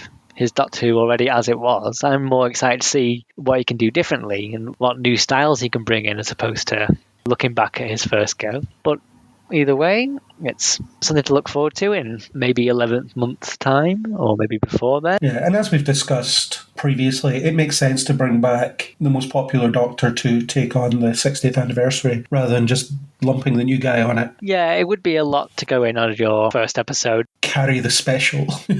Yeah. Oh, one last note on him. He appeared in both trailers and he's in the same scene. I know it came up quite recently that there's been talk of trailers can't hide things too much, but that background is essentially a big screen. He won't be in some clouds in the episode. He's somewhere specific that they don't want to tell us. Maybe the new TARDIS. Something like that, yeah. Or somewhere that out of story context would be confusing or something. Maybe somewhere just really boring. Maybe Donna's house. Yeah, it's just Donna's house. Her living room. When he regenerates again, he just destroys the living room. Yeah, a blank white waiting room. Oh, it's a green room, and it's like, oh, you just didn't put the green screen in. It's like, no, it is just a green room. It's just a big green room. It's a big green room. We didn't forget. That would be unique, shall we It say. would be unique. It would be a choice. But yeah, anyway, do you want to hop in your TARDIS and then travel to, I guess, the next news pod where you'll appear to talk about this? Yeah, I guess I'll see you next month when we get another tidbit of information. But yeah, until then, I will leave you with Chris. See you in 1 month's time, probably. Probably, yeah. Enjoy your travels through time and space. Will do. Enjoy the rest of your news pod.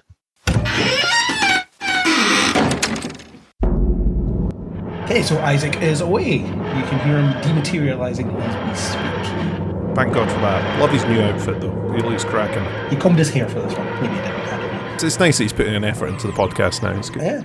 And the beauty of it is, from his point of view, he'll immediately materialise on the next news podcast to talk about the next Doctor Who trailer.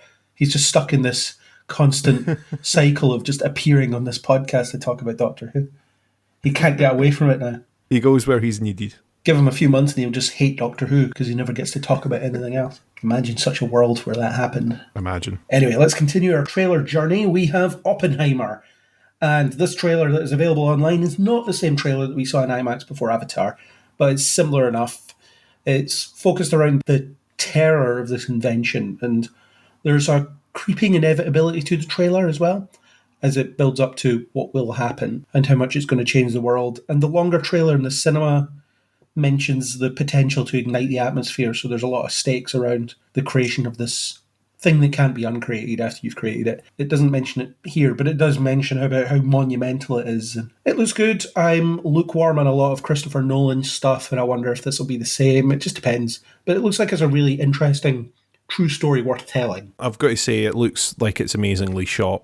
I don't know tons about the story, the background, apart from the obvious. So I'm looking forward to seeing this, actually. It was one that when it was initially pitched, I was like, I don't know how interesting that's going to be. But the more I've seen from the trailers and stuff, it's one that's kind of hooked me in a little bit. So I'll definitely be going to see this one. Cillian Murphy is always good value.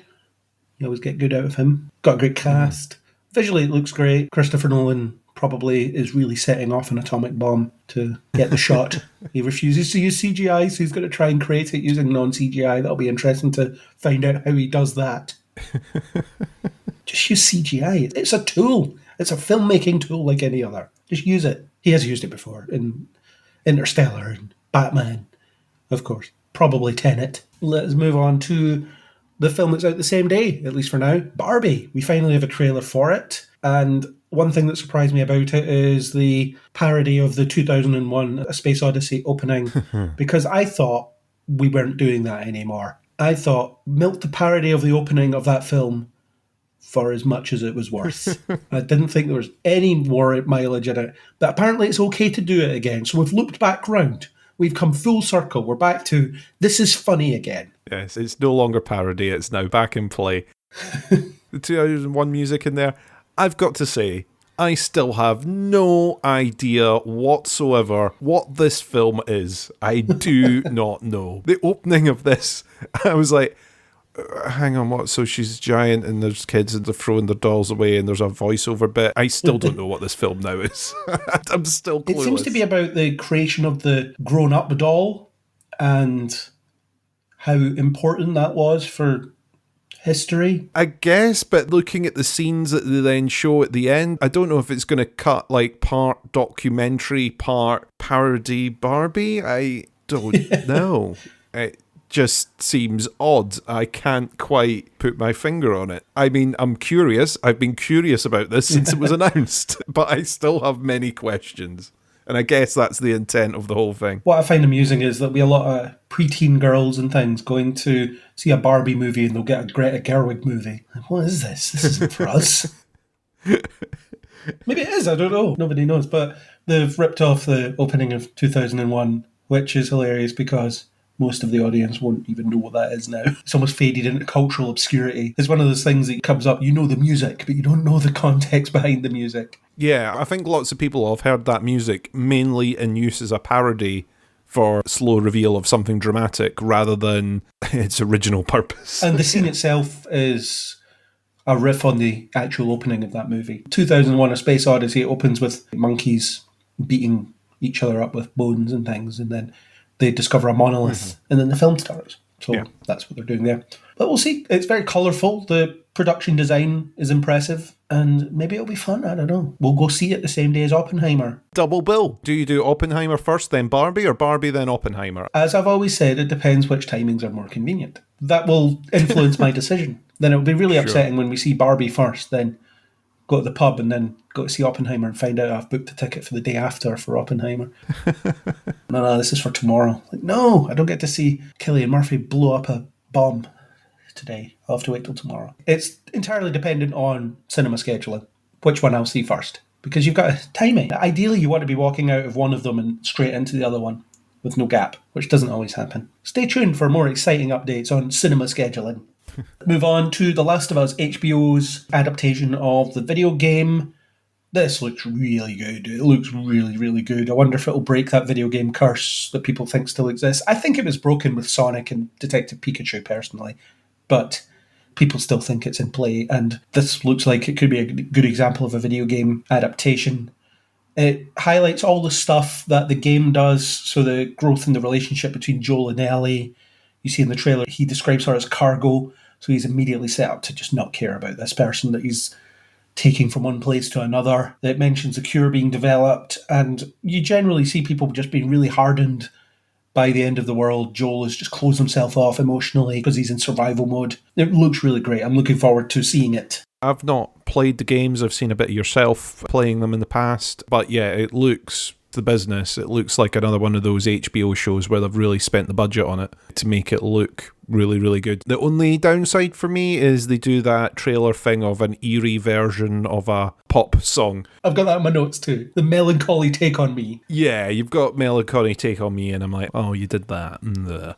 But apart from that, it looks good. It looks interesting. It's got those Walking Dead type vibes, maybe earlier season Walking Dead type vibes for me. So I'm interested in it. It looks good. Not much more to say on that. It's out quite soon as well. 15th of January is when it starts. So stay tuned for that. Next up is the latest in the Darling cinematic universe. We had Don't Worry Darling last year, and now we have Alice Darling, which stars Anna Kendrick. It looks like a really interesting and visceral story about emotional abuse and it coming from all these different directions.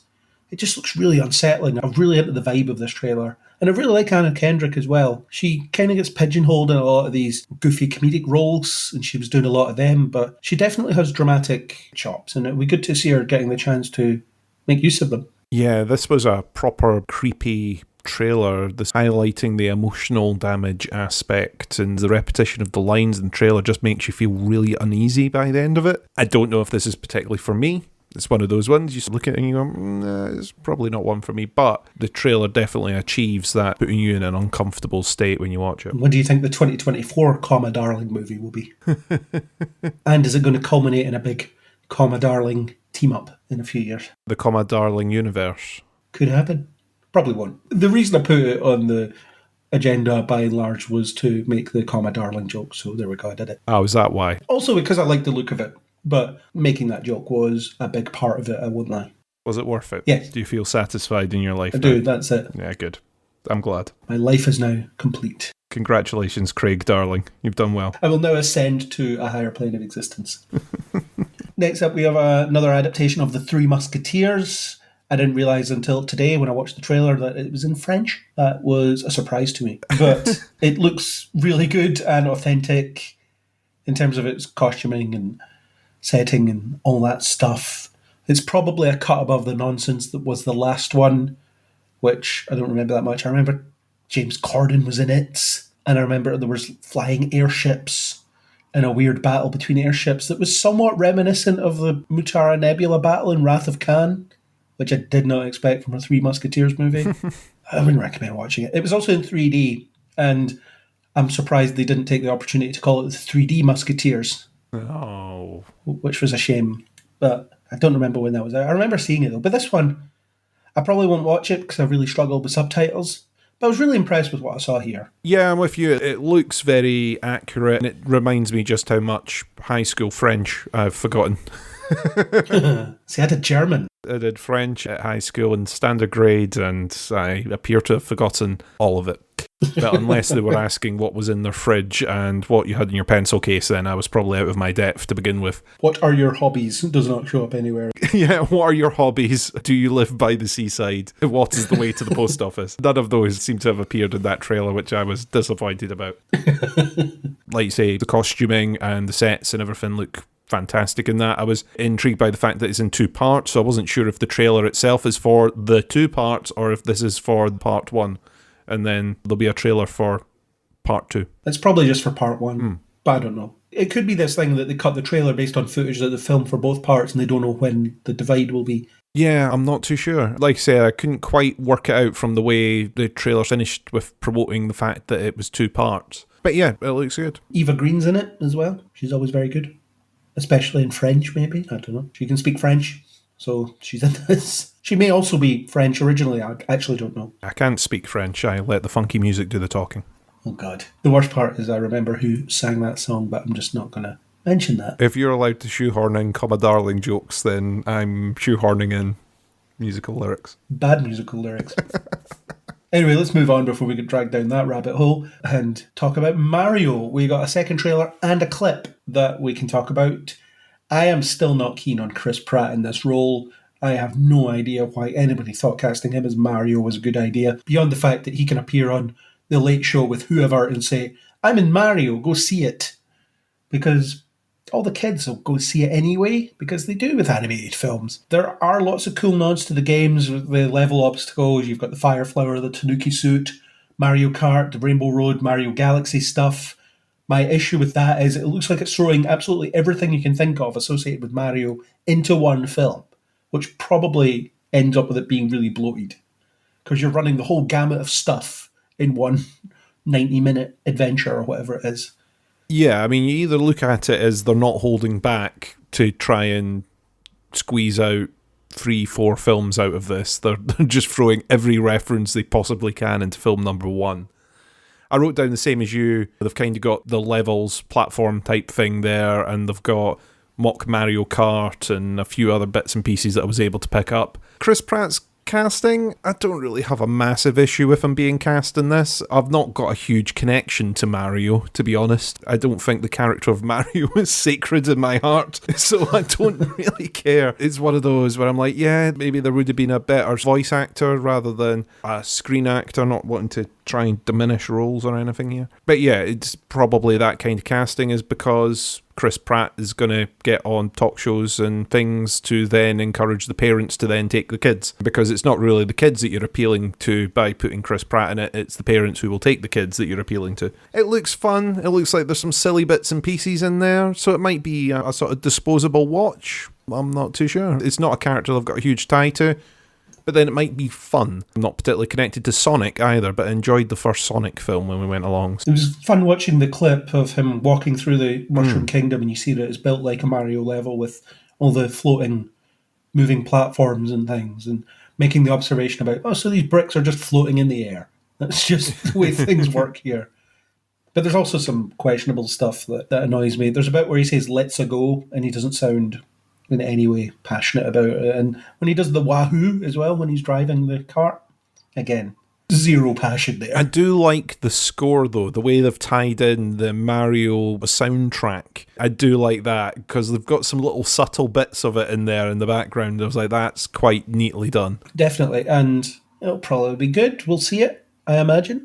Anyway, let's move on to Spider-Man Across the Spider-Verse. So what did you think of this trailer? I thought it was an okay trailer. It didn't really tell me much about this film. It had a lot of footage of the previous film in there and voiceover from this film. I thought it was okay as a tease, and I guess it sort of achieves what we were talking about earlier on, which is it hooks you into wanting to see this film without revealing too much about what's going on in it.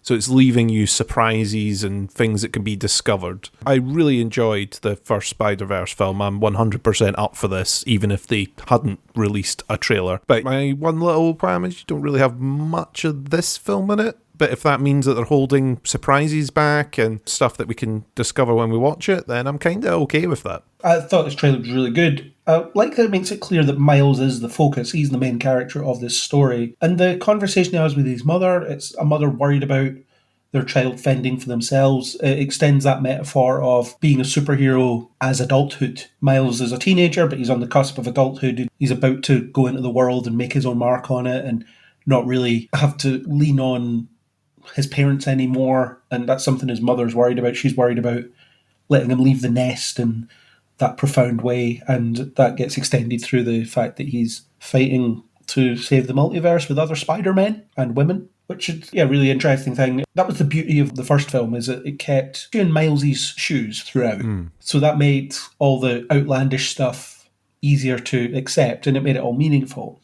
And this is a film that's going to be dialing that up to ridiculous extremes. So you need that grounding more than ever. I agree with you with that, actually. It's a good point. And there's lots of Easter eggy stuff in the trailer. I watched someone else's video breaking it down. I wasn't sitting there going frame by frame myself. Suffice to say, there's a lot of them. There's different costumes. There's symbiote Spider-Man, Future Foundation suit, various armoured Spider-Man, the Insomniac Spider-Man. He walks past. Bagman, as in he's wearing a Fantastic Four costume with a paper bag on his head. There's the werewolf one. Superior Spider-Man can be seen. Spectacular Spider-Man is in the poster. I don't think he's in the trailer. Scarlet Spider, etc., etc. There's loads. I think that almost every Spider-Man that's ever been and ever will be will turn up in this film, even if they are just swinging past the screen for a second. Yeah, I imagine once the final film is released on demand and on video, there will be entire wikis of every single one that appears in here, as they're able to sit there and screenshot and analyse each one. I did the same as you. I looked at a couple of articles where it was, here's different Easter eggs that are in here. And it is down to the fact that they're zooming in on the corner of someone's suit and going, look, that stitching means it's XYZ Spider-Man. And you're like, oh, God. Folk are very, very good at that. I'm looking forward to seeing who crops up in this. I'm curious. Certainly cropped up in significant roles because... Yes. It's easy, well, it's not easy, but it's easier to animate a fleeting image running past just as an Easter egg. Yeah, that's what I mean. The ones that are actually going to be speaking roles, appearing roles, rather than they're in the background of a shot where there's a conference of Spider-Men and there's lots of people suited up in the background and they never speak. I'm more interested in the ones that Miles is going to be actually interacting with through the film. Yeah, and it looks a bit like Spider-Man 2099, the Oscar Isaac character, is going to be a villain of sorts, or certainly an antagonist. Because he's chasing after Miles and seems so. All that good stuff. Yeah, can't wait for this. MCU, you showed us 3 white male Peter Parkers. We're going to give you this. On this scale, it's going to be unheard of. And obviously there's 2 of these. It's only part 1, so it'll be interesting to see. We didn't see the Spot, who is the villain of the 2 films. Apparently it was confirmed that the Spot will be the antagonist of both films. So maybe he'll be lightly in the background of the first one, and Spider-Man 2099 will be the misunderstood antagonist, and then they'll flip the script for the final one. Who knows? But it looks really cool. I really like that shot of Miles and Gwen sitting upside down with her ponytail dangling down to show that she's sitting upside down. I like when they do that with spider characters. It's just they're naturally inclined to sit upside down because they can. Yeah, just cause. It's one of the things they did well in the Amazing Spider-Man films. It's when he's sketching out costume or whatever, he's just sitting upside down on the wall in the corner because it feels natural to him now. So it's those little touches. Probably having a heart-to-heart type conversation, but they're doing it while hanging upside down. Great. Further shows that these people know what they're talking about and care about what they're talking about. Oh, I can hear howling in the distance. Can you hear howling in the distance? Yes. Maybe you should run. I'll go investigate. It's probably Cat again. Yeah, I'm just going to go and hide again. I'm just going to hide. I was going to say it's that time of the month, but I don't know if that's inappropriate. But I've said it now. Anyway, I'll see what's up. Yeah, don't look to me for permission. Kat, have you considered seeing a doctor about these unscheduled transformations that keep happening? Because you're scaring off my contributors. Sorry, man. I don't know what to say. These deep gouges appeared one night, and now I... Anyway, no, I'm fine. Everything's good. Don't go petting strange animals when walking at night. Is the moon full tonight? Hi, how's it going? Yeah, going good, going good. It is currently very cold. Oh, same here. I am wrapped up in all of the blankets. And you have your own fur, so that helps. It does. It is pretty good, I will say. To be a werewolf in this climate. The one time, it's actually pretty good. The bloodlust and whatever else, that's a drawback, but at least you're warm. Yeah. So we have another Teen Wolf thing. You'll be glad when this is out so that you can stop talking about the anticipation of it coming out. I know, every few weeks they're like, here's another thing. And okay, just release the movie already. And this trailer does that thing I hate when trailers do, where it shows a clip from the trailer and says, you're about to watch this trailer. Really hate that. Oh, yeah. My partner's very mad about this. Every time we watch a trailer, the commenting is incessant. We all know why this is happening, and it's all just feeding the preview thing on YouTube and wherever. And yeah, it sucks. It's not great. I know I'm about to watch the trailer. That's why I clicked on it. Yeah, just put the trailer on. You don't have to tease the thing that's only 2 minutes long that is in itself a teaser of a thing that's not out yet. But anyway, I watched this trailer and my only reaction is that I have no idea who anybody is or what's going on, but things are back that people are really worried about. That's what I took from it. Basically, if people haven't seen the Teen Wolf trailer, this one is the most trailer, like, they're telling us basically what the movie is going to be about. The previous ones, there was a clip that was released that was just a little excerpt that teased the return of this character who's been gone for a while. The first trailer, I think, was my favorite one because it was more of a mood piece. Ooh, vibes, you know? I've always appreciated the vibes of Teen Wolf. This particular trailer, I feel like it tells us a little bit too much. I feel like I know what's happening in this movie now, and it's not what I wanted out of this movie. So I'm a little less enthused by it, I gotta say.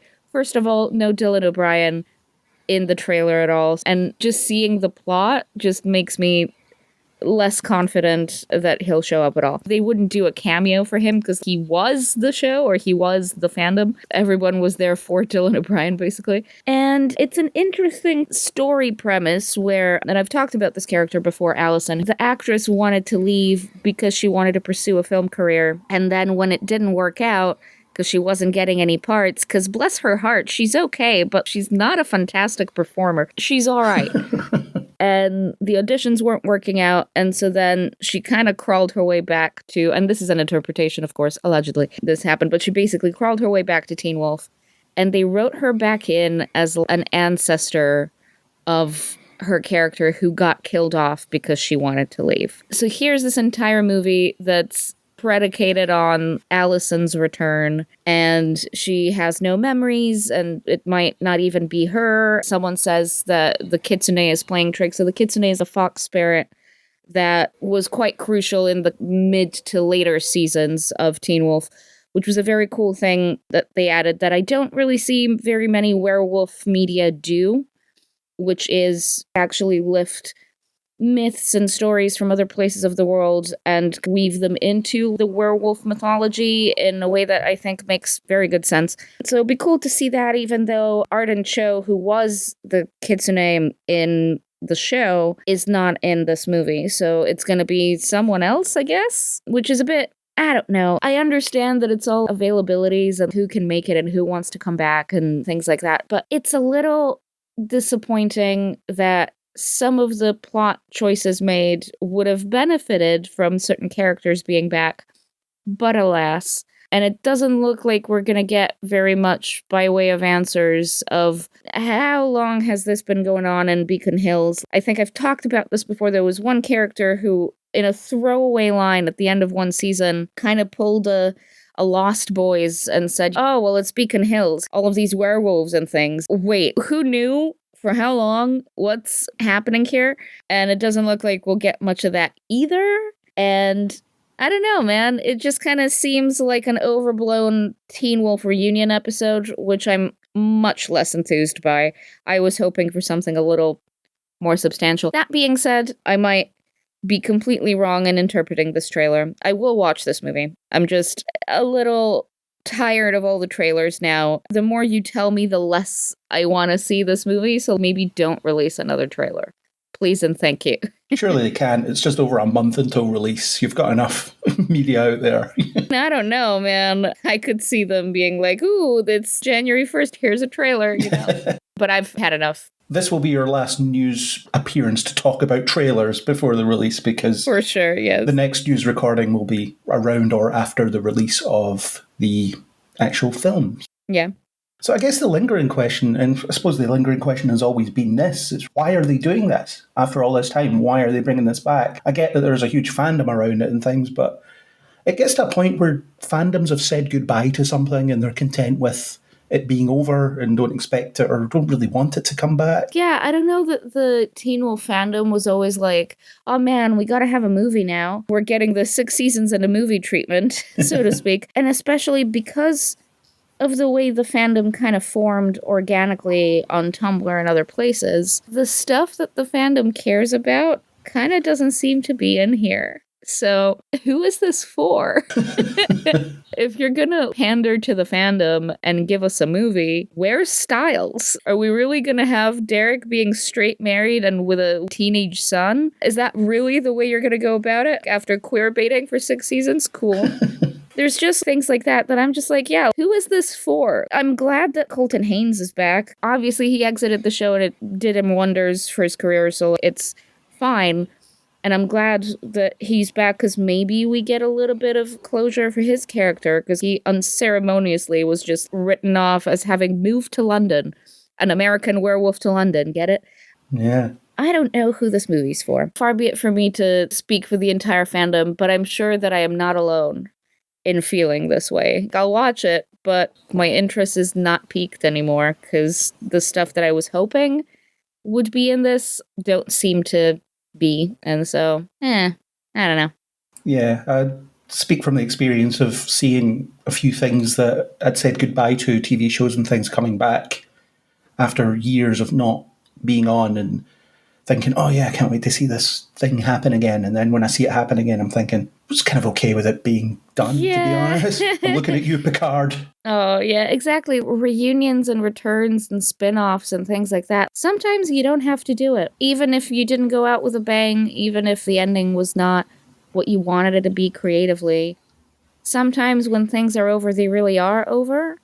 And acting like it's not, or acting like, oh yeah, we can totally recreate the same magic. It's kind of why I've been a little afraid in re-engaging with some of my old fandoms that have come back, like Criminal Minds is back. I loved that show. I was in the Criminal Minds fandom for some time, and part of me is like, oh yay, I'm glad that the team is back and they're doing things.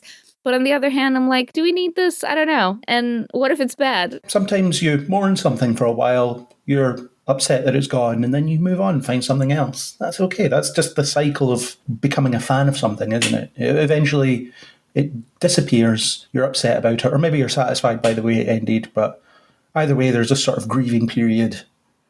And then you're on to something else. There's other things that you'll like. And now they're just forcing all these things back. They're just plucking our nostalgia strings, and I really hate it. Yeah. Actually, every time I hear about something coming back, I'm like, oh God, not another thing that's coming back. And it's very much clearly a ploy for nostalgia's sake. That's it. Nostalgia and capitalizing on an existing audience because investors are too scared that they won't get their money back otherwise. Yeah. The thing is, Teen Wolf was an experiment in making something that allegedly was connected to the Michael J. Fox movie. It is not. On any level. Nothing about it has anything to do with the Teen Wolf movie. There's a guy named Scott who's a werewolf, and he plays a sport. It's not even basketball. He plays lacrosse in this.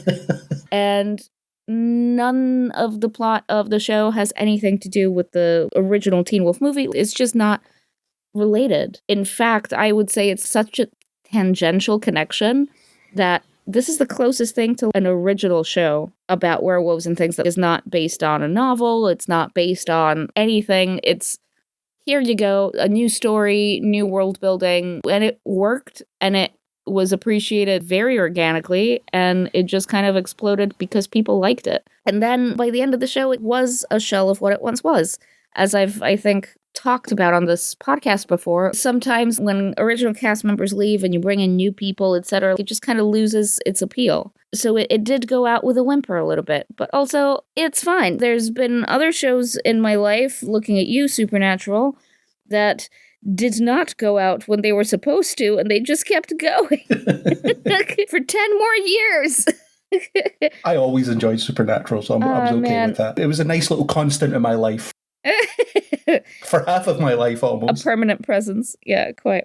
Anyway, that's kind of all I have to say on this. I will watch it, but also, The Teen Wolf connection sounds a bit like what they did with the 12 Monkeys TV series, as in someone goes to a network executive or whoever they pitch these things to and says, I've got this great idea for a show, and then they say, call it 12 Monkeys and we'll make it. Yeah, this is basically 12 Monkeys. How about we call it that, and then you can do whatever you want. Yeah, I wonder if that's what happened with Teen Wolf as well. Call it Teen Wolf, because then we've got some name recognition there. Yeah, it's a movie from the 80s that the people who were the intended target audience for Teen Wolf would probably not have seen. No, your target audience won't know it exists, maybe. Because it was teenagers in the late 2000s, early 2010s. So their parents would have watched this movie, but they would have been unlikely to have watched this movie. So yeah, just a silly thing, really. And also just kind of a weird title for something that not necessarily takes itself too seriously, but it takes itself more seriously than the Teen Wolf movie with Michael J. Fox. Sure. And so it was embarrassing to say that I'm into Teen Wolf, because it's a show named Teen Wolf. It's kind of stupid sounding. Yeah, it's a bit of a connotation to it. Yeah. In any case, I can't speak to marketing execs and their weird decisions. Yeah, and it maybe puts people off as well, if you think about it. I'm not watching a show about teenage werewolves. Yeah, exactly. It just kind of sounds not great. We have our next trailer, which is connected but not connected. It's not really a trailer, it's a scene, Wolfpack, which is, I have to say, being erroneously reported as a spin-off. It is not. It's a completely different thing. It is a completely different thing. It's based on novels that nobody has read, and it's created by Jeff Davis, who created Teen Wolf. Reputable, or should be reputable, publications are calling it a spin-off. No, it's not. No, you don't have to read not. too far in to find out that it's not. You should check your work, whoever you are, reporting these things. But the clip, it was fine. It seems to be the early stages of discovering a werewolf. I think I saw a thing, a person or whatever. No, it was just an animal. You treat it like an animal. That's what the argument's about. Yeah. Sarah Michelle Gellar seems to be on pretty top form in that scene. She does a really good job, I think. I haven't seen her act in such a long time. Maybe that's it. Maybe it's just the writing being awkward. I was like, oh man, that's Sarah Michelle Gellar now. Maybe she should stick to selling cake mixes or whatever it is. I'm not convinced by this. As much as I liked seeing the guy who's the hot French guy from Love Actually. I think he plays a French guy. He's actually Brazilian. But in any case, I was like, is that the guy from Love Actually? Yes, it is. Yeah, he's partnered with Laura Linney for the Love Actually fans in the room. Oh, yes. Yeah. Which I am sure there's a few. It's one of my favorite Christmas movies, so it is high Love Actually season. As deeply problematic as it is. It is. No, absolutely. And it's not a good movie. Let it be known. I don't think Love Actually is a good movie, but I like it. So whatever. So yeah, I don't know. I feel like there's always this awkward bit in shows like this, including Teen Wolf, I will say. But I think just generally all of the supernatural stuff, hey, you need to suspend your disbelief. You need to basically open yourself up to the idea that werewolves exist. That wasn't just an animal, it's something else, or it's a human that transforms. You gotta be open to this, and then there's people resisting it because it's ludicrous, because of course it is. It always happens, man. I don't think that there's a show that hasn't done this, and I guess we have to go through the motions of doing this too, so we can finally embrace that there's werewolves and then get on with it, get on with the actual story. It's the Mulder and Scully dynamic, isn't it? You've got the skeptic and the believer. Yeah, because you can't have both characters be like, oh, okay, yeah, this is happening, cool. I know how to handle this. No, you don't. These things were not existing until 5 minutes ago, and now you're like, oh, right, okay, change in attitude. Then they'll have the episode where they try all the mythical ways of defeating it and finding out which ones work and which don't. None works, yeah. I don't know how I feel about this show yet. I feel like casting Sarah Michelle Gellar at this point is a little bit. It's stunt casting is what it is. Completely.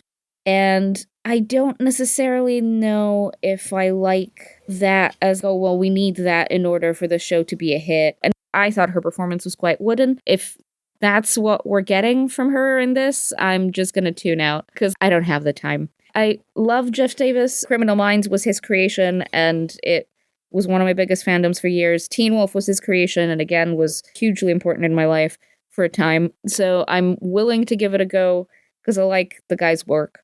But also I don't have the time for low quality nonsense. So we'll see how it goes. Let's just say that. I thought Sarah Michelle Gellar did pretty well in the scene. It's hard being the skeptic, though, because you have to be that stoic non-believer. I think that's always the more challenging about it, because you can be more animated when you're trying to convince someone that something is real. Whereas if you're just denying its existence, there's only one note there, really. But I think she did well there, and it'll be interesting to see her act again. I can't remember the last thing I saw her in. I'm really not sure. She hasn't really done much since Buffy. Yeah. I think she was in some show where she played twins. Oh, okay. I can't remember what it was called, but I seem to recall that being on. I don't think I watched it, though. And she's maybe had the odd small role in a film here and there. But yeah, I thought she'd essentially given up acting. So there must be something here to bring her back. Maybe the money's running out. I don't know. But yeah, this clip doesn't really give you much. I would have preferred an actual broader trailer than showing as a scene, because the scene doesn't really tell you an awful lot. No, not really. And it's removed from its context. We both get enough from it to infer things. But also, is this representative of what the show is going to be like? Why release this? I think it was a Comic-Con release that was tacked onto the Teen Wolf panel. Oh, I see. But I'm not sure what they're trying to get out of this. I guess if you're playing it to an audience that might already be excited by seeing something, then you get a different reaction. And then it turns up online and people like us sit there and eviscerate it. Yeah. But yeah, that's all I really have to say about it. It's something that's coming. I think it comes at the same time as Teen Wolf. I think so. So that'll be weird. Yes, and not at all confusing for those who still think this is a spin-off. Yeah, for those that are reading those articles online that call it a spin-off. And then they're just going to watch this and just be like, oh, it's not a spin-off. None of the Teen Wolf characters are in this. Maybe they're being purposely misled, so they watch this, at least the first episode, and then realise they've been lied to, but they've already had huge numbers on the first episode. But the thing is, it's streaming. So the thing is, if people watch the pilot and then they quickly realize, oh, this has nothing to do with the thing I actually like, those numbers are kind of meaningless. Yeah. So I don't know what good it would do to purposely mislead an entire audience like that. Not sure about it. But money people behave in strange ways. Yeah, it's true. I'll maybe watch the first episode of this, but I'm not sure that it'll be for me. It looks about the same as every show like this, just this kind of sleepy, slow-paced tone. Yes. That creates a huge barrier for entry to me. If something doesn't grab me quickly, I'll drop it at this point, and it doesn't look like this will grab me very quickly, because it'll probably be one of those things where we're 20 minutes into the first episode and absolutely nothing's happened. Completely agree with that. Shows like this were very popular in the 2000s. Slow burns, Yeah. as people call TV them. was just a different game at the time. Let's not forget that this is on Paramount Plus. Right now, for example, I'm on a 1-week trial for Paramount Plus because we wanted to watch it. I forget what it was, a movie, I think. And we don't plan to keep it. So we'll probably sign up for another trial at some point, but then again, probably not keep it. You're competing with Netflix and Prime and Disney Plus and whatever else people subscribe to. And Paramount Plus does not necessarily have the biggest offering to justify another separate subscription. So you gotta consider that when you're making a show, not necessarily to compromise your creative vision, but that slow pace, that slow burn is not really on trend anymore. TV has moved on from this. So I don't know if Jeff Davis is really old school and he just kind of does things a certain way, but I completely agree with you. There's so many shows like this that start off and it takes 6 or 7 episodes to warm up. I don't have 6 or 7 episodes in me to warm up. At this point, 6 or 7 episodes is often the entire season for a lot of shows at the moment. So you just have to move on with the times and make things a little snappier, a little zazzier, a little more thrilling. Or if you're gonna go the slow and sleepy, but sleepy in a compelling sense, maybe. I don't think this is that show. But we'll see. We can't know yet. Audiences have lower attention spans than they've ever had. If you lose them for a second, they'll pick up their phones. I've been guilty of that sometimes. Exactly. They'll pick up their phones, they'll cancel Paramount Plus. Yeah, it's just not viable anymore. Aaron talks about his partner apparently will give a show 2 minutes. And if it doesn't grab her, she'll drop it. Wow. That's harsh, given series an entire episode. And then if it doesn't grab me, gosh, there's been some things that my partner's like, no, I swear it gets so good later. And I'm like, oh my God, we've already watched 7 or 8 episodes and I'm bored and I don't like this. Yeah, later I suppose it does get better, but at what cost? I've spent how much time getting to a place where it's like, yeah, that was okay. I just don't have that kind of time, especially for new things anymore. Does it get better, or has it just indoctrinated you? Which is it? That's also a question. Yes, very valid. Jury's still out. But yeah, thank you for showing up to talk about some wolf-related things. I will let you howl and go back to your warm cave or wherever you're hiding these days. Yes, no worries. I hope it's warm. It's very cold out. It's very cold. See you later.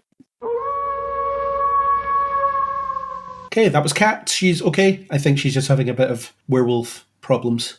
As you do. Nothing we can do about that. Anyway, let us move on to our actual news, our stuff that we're here to talk about that isn't trailers. Let's start with our pillars like we always do. Let's start with Marvel. What have Marvel been up to? The answer is not very much. But they have done some casting for Daredevil Born Again. They have cast Margarita Levivia, if I think that's how you pronounce it, and Sandrine Holt. They're both set to play significant roles in the show. They haven't said who they're playing. They may be playing love interest for the leads. Reps for Marvel and the actors declined to comment. So one of them will be Daredevil's love interest and the other might be Kingpin's love interest. Okay. But yeah, got a bit of casting for that, so that's moving forward.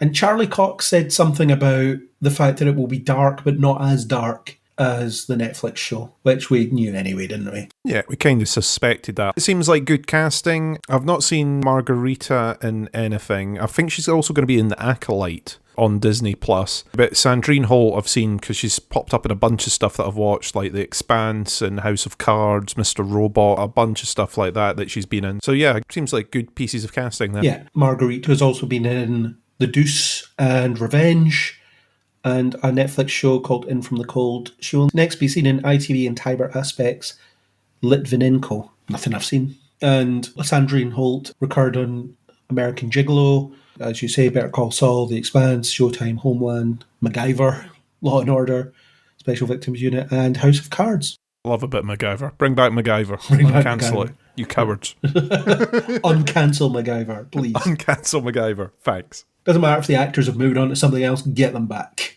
Chris wants them back. Make it so. The next Marvel adjacent thing is Sony are doing something else. It's very funny. Donald Glover is to star in and produce a Sony Marvel film about the Spider-Man villain Hypno Hustler. The Hypno Hustler appeared in Marvel Comics in 1978, is one of Spider-Man's more obscure villains with the ability to hypnotize his victims with his guitar. By day, he's known as Antoine Desloin, lead singer of a band called the Mercy Killers. They use their music to rob their audiences. I'm sure I must have read the comic he was in, but I do not remember it at all. But it's just very funny that it's, yeah, okay, we'll make a film out of this guy. Sony have this tendency where they announce something ridiculous, but then there's someone really interesting tied to it that then makes me go, well, I feel that I can't diss this now because...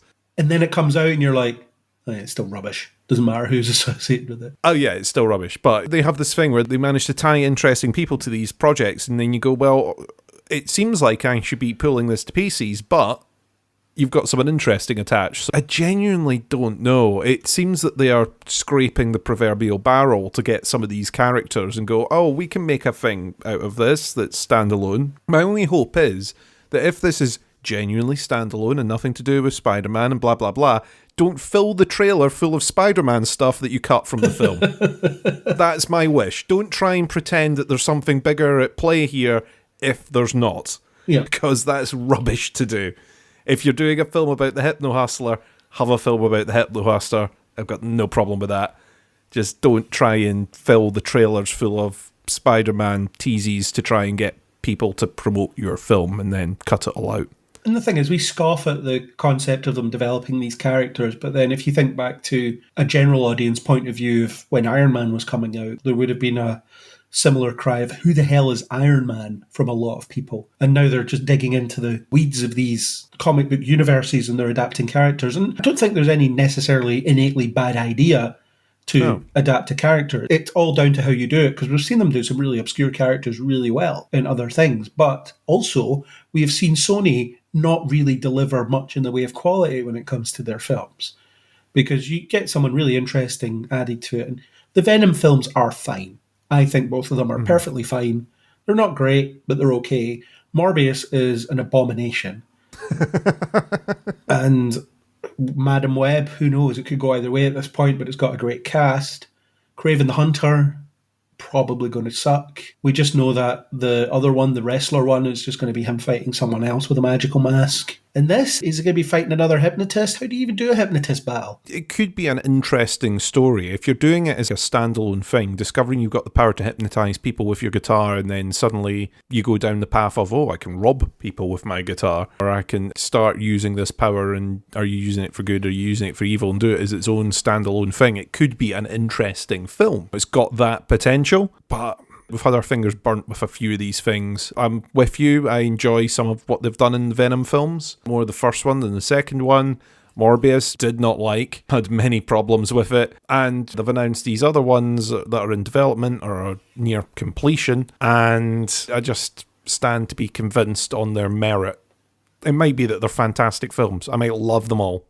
But until proven otherwise, they've got a bigger miss ratio than they've got a hit ratio at the moment for me. Yeah, there's no information on why Donald Glover's involved in this. I don't know whether he approached them and said, I really want to do this character, or he just ended up getting thrown in because it was something to do rather than not doing something else. But it'd be interesting to see what his perspective is, because I know he was really championing the Miles Morales thing for a while, and then he appeared in Homecoming as Miles' uncle, who obviously becomes, well, maybe not obviously, but who becomes the Prowler. And I wonder if he was holding on for the MCU, maybe doing something with him, and it's just not happened. I don't know, but it just seems weird that he's tied to this nothing character, really. And obviously with the nothing characters, there's a real blank slate approach that you can take to this, but we know the formula of these Sony Marvel things now. It's character gets powers and then fights someone with the same powers, and we have to sit through a painful period of time until they get to that point.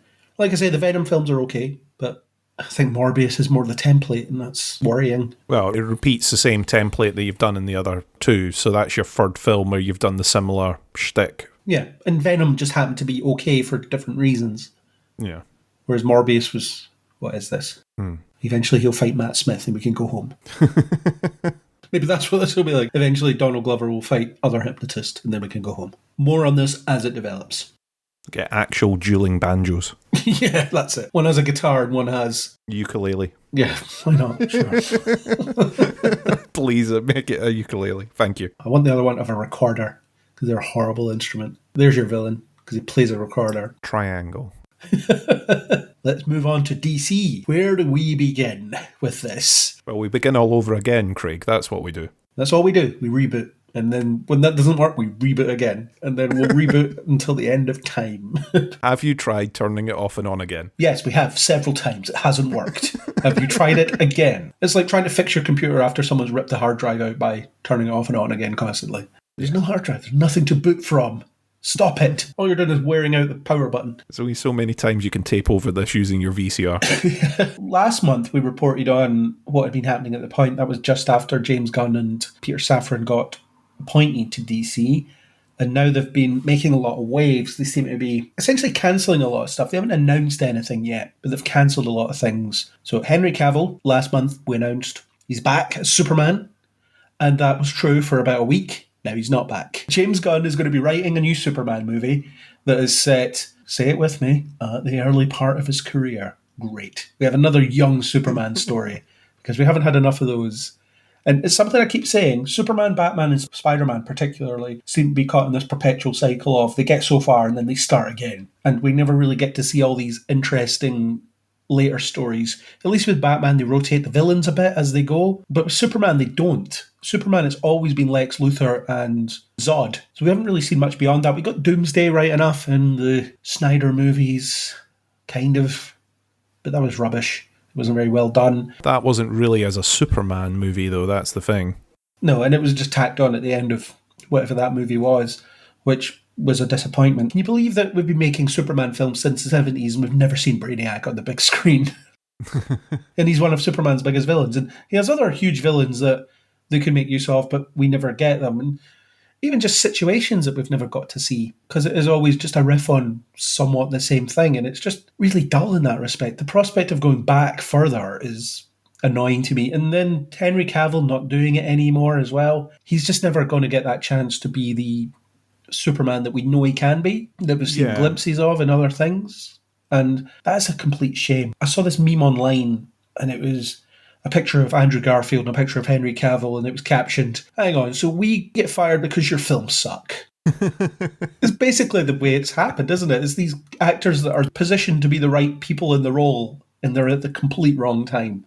They're at this time where just everything's in turmoil, and they suffer as a result of it. And of course, Henry Cavill, he's not going to be homeless, or he's not going to lose money about this, because, as I'll talk about later, he is doing a Warhammer 40k series that he is going to be producing. He's going to be running it. Maybe not running it, but he will be heavily involved in the background of that. So he's going to be fine. So it's not as if we're going to be watching Henry Cavill join the dole queue or anything like that. But just from the point of view of getting to see stuff that I want to see, I'm just upset by this. Yeah, I kind of get your point about not getting that Superman story that's set a bit further in his life when he's more established. We're going to be talking about it later, but Superman and Lois has been doing that, and that's been quite interesting to see because it makes a pleasant change. You're absolutely right. Spider-Man falls into that camp, Batman falls into that camp quite a lot, and there was some stuff that seemed to be getting planned for that that's now not there. When it comes to this, it seems like there's been a lot of really bad media management around all these things, where one part of the company doesn't seem to know what the other part of the company's doing, where they've went and told James Gunn, you can do what you want. You've got a blank canvas, or you can take the existing stuff off the canvas. You can do this, you can do that, you can do anything. Here you go, sign here saying that you can do everything. But weeks prior to getting James Gunn to sign that piece of paper, they've also told Henry Cavill, hey, Henry, how about you say to everyone that you're going to be Superman again? Oh, and we've put you in the post-credits of Black Adam because it will get everyone really excited. And he's went, sure, I will. And he's announced that. And it seems that one hand just doesn't seem to have known what the other's doing. And I kind of feel for James Gunn in that, because none of these announcements are coming out on their terms. It's all just flooding out as dribs and drabs of this is cancelled, this might not be happening, this is getting moved about, this is not in development anymore, rather than them standing and doing a big conference or a big release going, here's our roadmap, here's the things that we are working on, here's how this canon's going to work with this canon and this bit's playing into this bit, and showing that joined up mesh. Instead, they're just getting these falling out announcements of, oh, well, this isn't happening, that isn't happening, that's not going ahead. And the films that are still on the slate are pretty much, yeah, we've got them in the can, so they're going to go on screen and then that's it. They're not necessarily going to be going any further. But until you get the formal announcement of what they're actually doing, I don't really know what to do with it. I feel for Henry Cavill. I do think it would have been nice to see a Superman being a dad and juggling family life, super life, and you get that different take that you've not seen before. I think that would have been really interesting. But I can also absolutely see why James Gunn would be tempted to come along and go, see all that stuff that you've watched, it means nothing now. We are starting afresh, we're going to do our own thing, we're going to try and build it properly from the start and try and explain exactly how everything merges together, whether they do this sort of Star Wars approach of going, this is in the Legends camp, and this is actual canon, or these are stories, and this is legacy. I don't know how they're going to plot that out. But you can see the temptation of, we're going to do our own casting, we're going to pull in our own story, instead of trying to work with the rubble that is lying around from multiple redos. Because even where they've not necessarily rebooted canon for the DC universe, they've kind of went, oh, actually, we're now going down the path of, we're going to do individual films. And we're just going to make the individual films as good as the individual films can be. And you were like, okay, that's good. That's a good idea. Well done. And then they went, oh, no, actually, they're going to be canon again. They're all going to be together because we want to do that now. Don't worry, the Flash will fix it. Yeah, and then you go, well, hang on, that doesn't match with this, and this makes no sense next to that, and that makes no sense next to that. And they go, just ignore those bits, but the rest of it all joins together, right? And you go, no, it doesn't. So I totally get them wanting to reboot. You've just got to hope that they stick to their, excuse the pun, guns this time, and actually follow this path and retain confidence in it for at least a few films. Let's let some films actually come out this time without one film coming out, it doing not as well as you want it to or slightly differently than you want it to, and then they immediately throw out the entire roadmap and start editing films that are halfway through production and changing scripts and recasting and rethrowing everything partway through to try and correct, because that's where all the canon just seems to fall to pieces. The key is not listening to idiots on Twitter, which is something they've been guilty of definitely in the past. Yeah, I think part of your reason for wanting to clear that slate is also to clear some of that toxicity out. I genuinely think part of that will be in the temptation of, you can't complain about this isn't your Superman doing your Superman things that you want if I've got rid of your Superman and just wiped it from the canon. But the Snyder fanboys are always going to kick off, aren't they? They're not going anywhere. Oh, of course. And they're still review bombing certain things and doing other bits of production out there to try and peeve people off. But if the folk in charge aren't going to listen to it, then great. Yeah. And some of it's a bit questionable. So the starting from scratch thing, I totally get it. They really need to rethink these things. But there's a lot of baggage that comes with some of this stuff. The Henry Cavill thing has caused a bit of an uproar. And yeah, I'll accept someone new in the role of Superman, but I will also always be disappointed that we never quite got to see Henry Cavill rise to the potential that we know existed. Things like Jason Momoa being out as Aquaman, that's a huge mistake because he is largely responsible for a film about Aquaman making $1 billion. Throwing that away isn't a great idea because you're not going to get an actor who is so indelibly connected to that character with audiences that will lap it up. That's just not going to happen. There's nobody out there that will equal Jason Momoa in inhabiting that character and appealing to audiences in the way that he did. And Gal Gadot, possibly a bit similar, as in she was well liked as Wonder Woman. There's something a bit questionable about her politics and all this stuff, but as Wonder Woman, she was at least partially responsible for the first film making a lot of money. You can't judge the second film at all because they dumped it on HBO Max on Christmas Day. It was probably the most highly pirated film on Christmas Day that year. So you could use that as a metric. Also, it's not that good, but at the same time, it may have done well had it come out in cinemas as normal, because it may have carried itself from the momentum of the first one, or maybe not, I don't know. But getting rid of some of these actors just seems to be a bit of a mistake in some ways, and the question remains around whether he's going to keep John Cena around as Peacemaker, because that's a James Gunn thing. James Gunn cast him. The Suicide Squad was his thing. So is he going to keep around every actor from the Suicide Squad that lived through that film, but dump everyone else, which seems a bit hypocritical if he does? Who knows? I think that's where this roadmap showing what's maybe legacy or what's part canon or what little shared universes there are out there. They seem to be saying that they're going to leave the Batman and Joker stuff alone. Yeah, they'll be in little pocket universes of their own. They're going to be in little pocket things, and they might have their own Batman interacting with their own Superman. And maybe on a similar line, they may still have their Suicide Squad corner of the universe that they're just leaving over there doing its thing because it's working fine doing its own thing.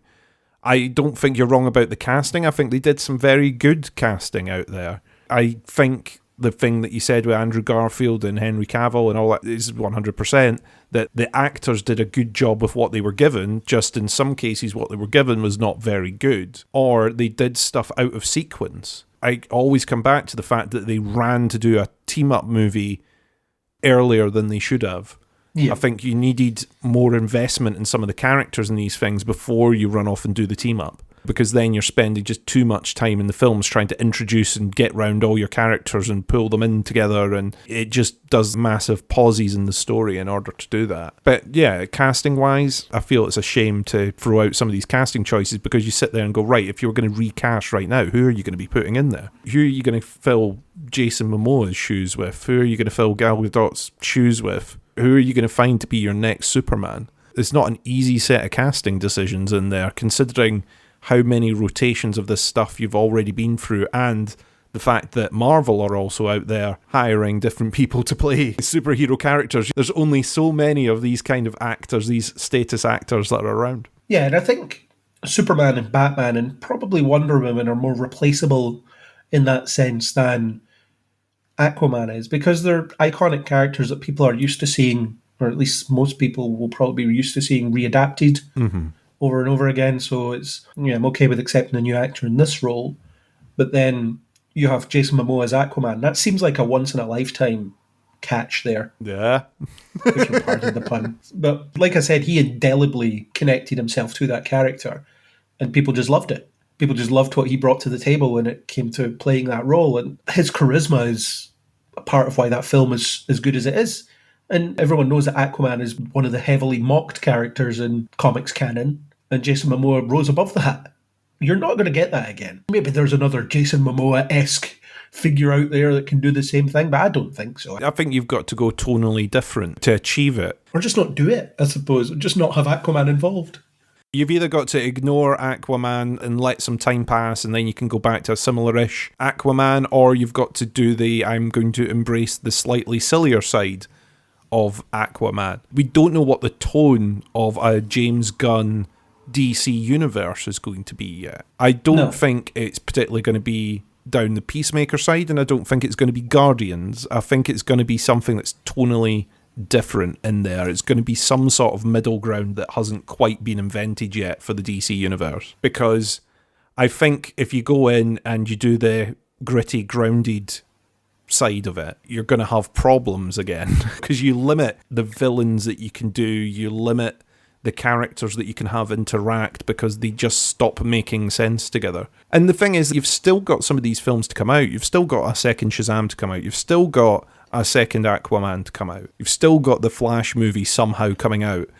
There's all these things that are still going to be getting released, and all of that is happening before the reset button gets hit in some way. I feel that I've got to reserve a bit of judgment on it until we see what the actual plan is, because everything at the moment just seems to be getting announced by accident and on Twitter and through agents essentially announcing that their talent is now available again because they're not going to be doing these big movies, which is why these announcements are happening, is basically to go, Henry Cavill is available, Jason Momoa is available, Gal Gadot is available, Patty Jenkins is available to work on your project. That's the only reason that these things are coming out, because everyone will be like, oh no, they're going to be far too busy with the DC stuff. And now it's, actually, they're free and clear, so if you've got your big project and you want Momoa in it, you've got your chance now. Yeah, the optics don't look great on them cancelling Wonder Woman 3 with female director Patty Jenkins, who always gets her films cancelled somehow. But the back of that was that when she put her announcement out the other day, she seemed to say that Rogue Squadron was maybe still going ahead. Still in development? Yeah.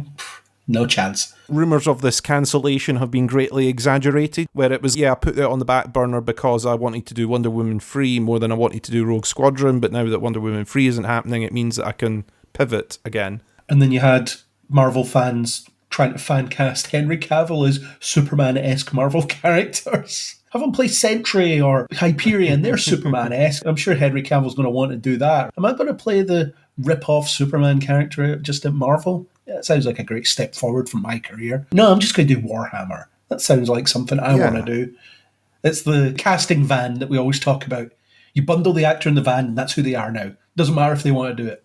There's the fan casting thing that goes around all the time. The other thing about the Henry Cavill news is the fact that he had also announced, because of this, I'm going to be quitting The Witcher. But that seems more likely that there was other factors behind him leaving that. I'm with you. I think there was other factors at play of that, but the way it sort of reads is, I'm cancelling this because I'm going on to do that, and then it turns out that that is then cancelled and you have now quit your other job, and people are sort of reading it as that. It probably seemed like an easy excuse at the time. I can say that I left The Witcher because Superman's going to be keeping me so busy. Yeah, there's something bigger that I'm doing over here, so it means I've got to give this out. But I don't know if he necessarily wanted to be tied to The Witcher forever, because I imagine that fills a lot of his schedule. And he's reportedly not very happy with it anyway, because it's not adapted in the way that he would prefer it to be. So apparently he's at odds with the writers on it a lot of the time. That's just conjecture at this point. It's never been officially confirmed, but there's lots of reports from insiders. You know, those insiders. They never say who they are. They're just insiders. But they said that apparently Henry Cavill has been campaigning to get certain things added to the Witcher TV canon, and they've just refused. But he's the one that knows the books, and these writers don't. I don't know. We'll see what happens. But one good thing has come from all this. Black Adam. Gone. Not going ahead.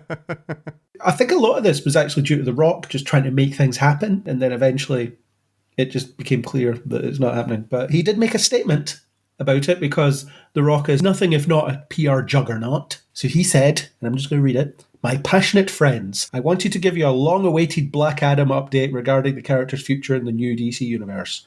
Long-awaited to who? Not to me, certainly. I don't really care. James Gunn and I connected, and Black Adam will not be in their first chapter of storytelling. However, DC and Seven Bucks, a production company, I guess, have agreed to continue exploring the most valuable ways Black Adam can be utilised in future DC multiverse chapters. Yeah, I'm sure that's really happening. So yeah, we'll think about it. We'll get back to you. Don't call us, we'll call you, Dwayne. James and I have known each other for years and have always rooted for each other to succeed. It's no different now, and I will always root for DC and Marvel to win, and win big. You guys know me, I have very thick skin, and you can always count on me to be direct with my words. These decisions made by James and DC leadership represent their vision of the DCU through their creative lens. After 15 years of relentless hard work to finally make Black Adam, I'm very proud of the film we delivered for fans worldwide. I will always look back on the fan reaction to Black Adam with tremendous gratitude, humility, and love.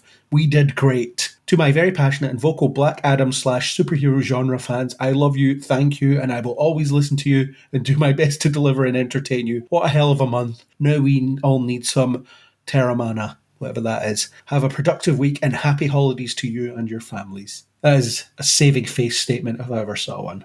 Yeah, it's obviously not done as well as he wanted it to, but the tone of the statements that have been coming out so far about the way this universe is going is it doesn't matter how well the films are doing. Of all the ones that are coming out, Black Adam, any of the others, that's not going to change the way that they're planning to do this direction. And James Gunn saying, yeah, there might be Black Adam in the future. Yeah, of course there might be. It'd be like Feige saying there will be no Spider-Man in the future, honest. I believe you, honest, Kevin. We will not be doing anything with Hulk in the future. Yeah, sure. What, an infinite time there will be no new content about the Hulk? Sure. It's that sort of thing. The film did not do good enough to immediately greenlight a weird sequel, especially not in the state that the universe is in at the moment. The thing is, it's been getting talked about. The Rock's been promoting it for ages.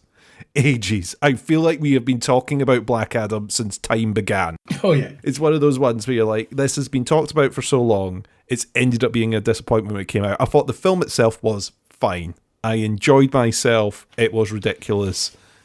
It was fine. You don't want to see another 6 of these, do you? I do not want to see 6 of them. I do not want Black Adam to be the cornerstone of a new universe. I could do without. Yeah, definitely.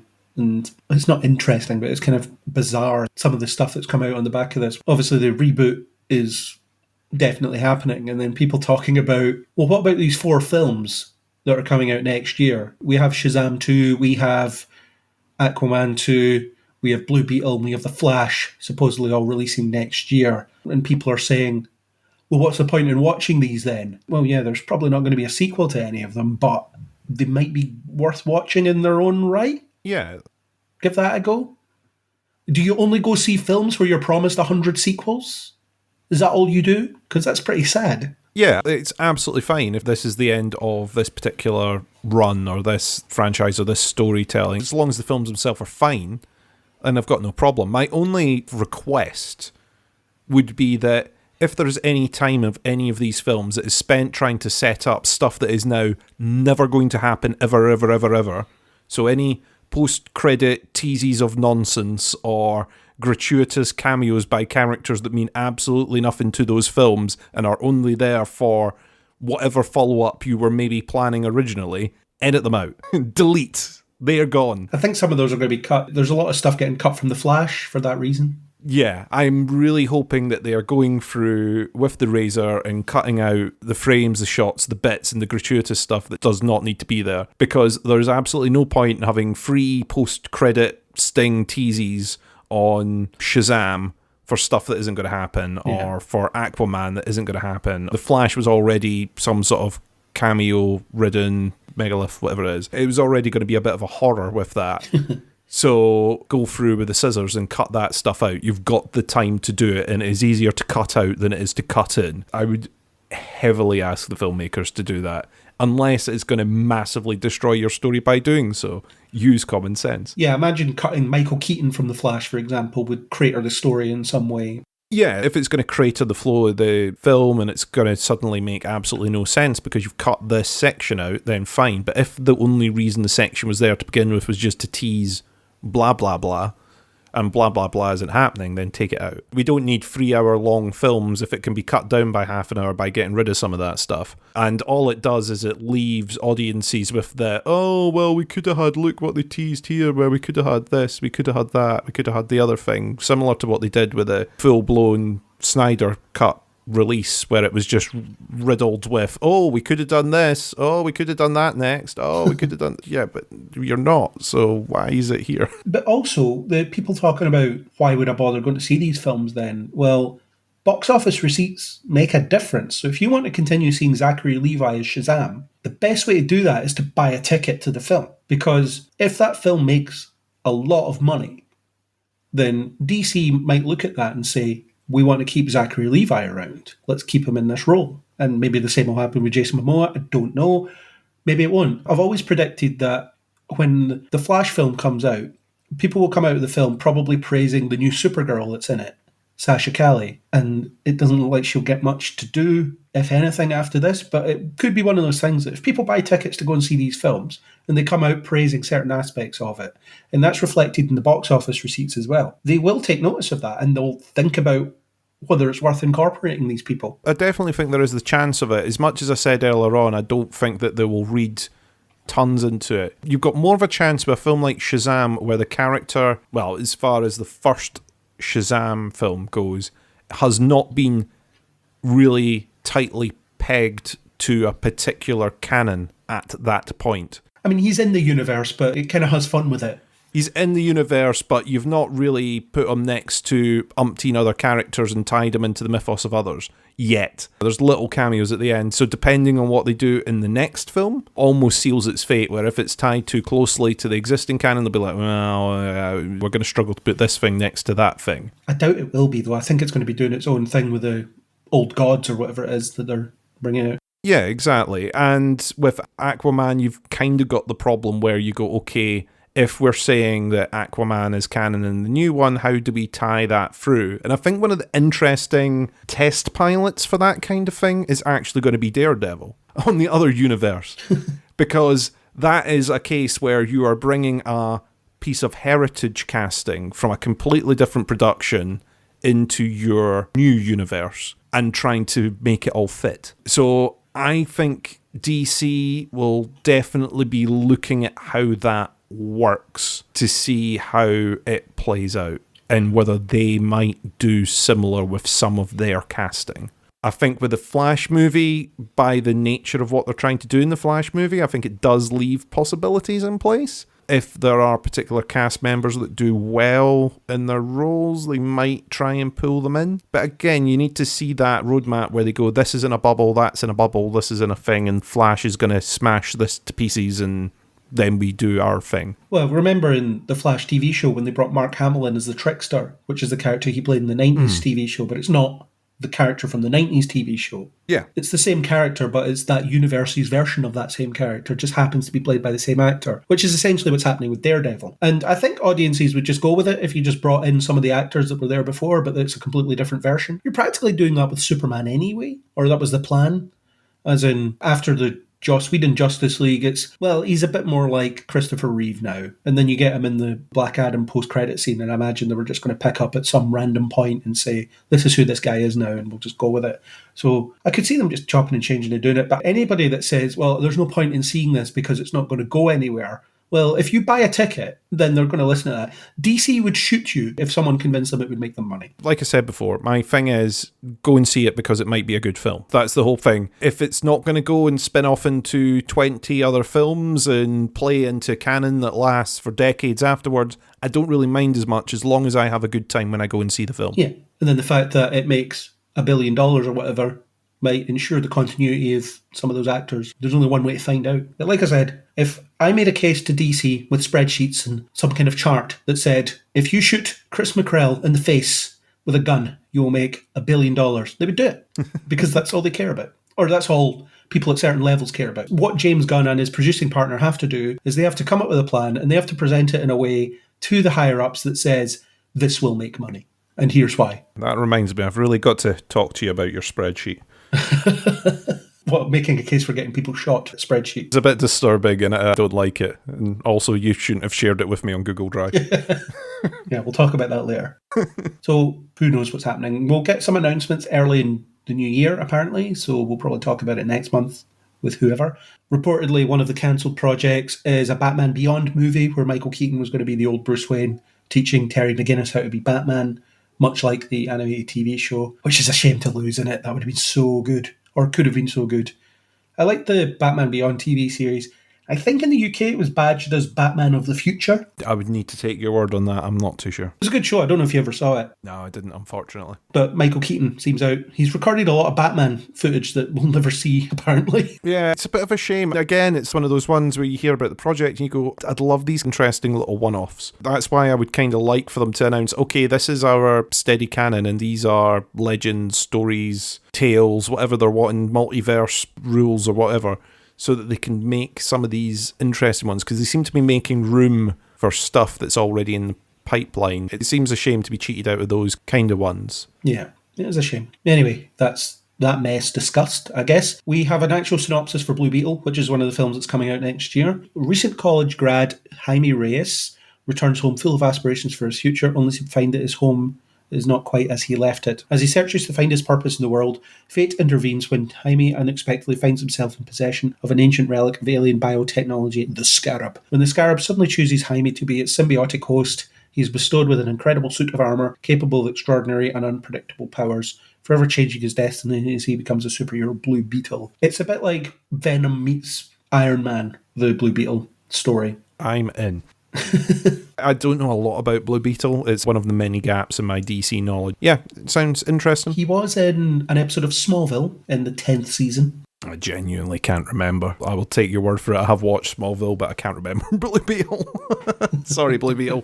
I'm sure you were great. But yeah, it sounds an interesting story. It's an interesting concept, so yeah. Plus he's a non-white lead in one of these things, and it's actually getting released, so that's good. I think this probably has one of the higher chances of sticking around, because it's probably built as a kind of standalone thing that you could slot in anywhere. Yeah, definitely has that chance. We'll see, but that's a synopsis, so we'll see how that shapes out. It's out next year. Or this year, as if you're listening. Let's move on to the CW, which is basically just DC as well, but on the CW. I'd still make the distinction, because I do.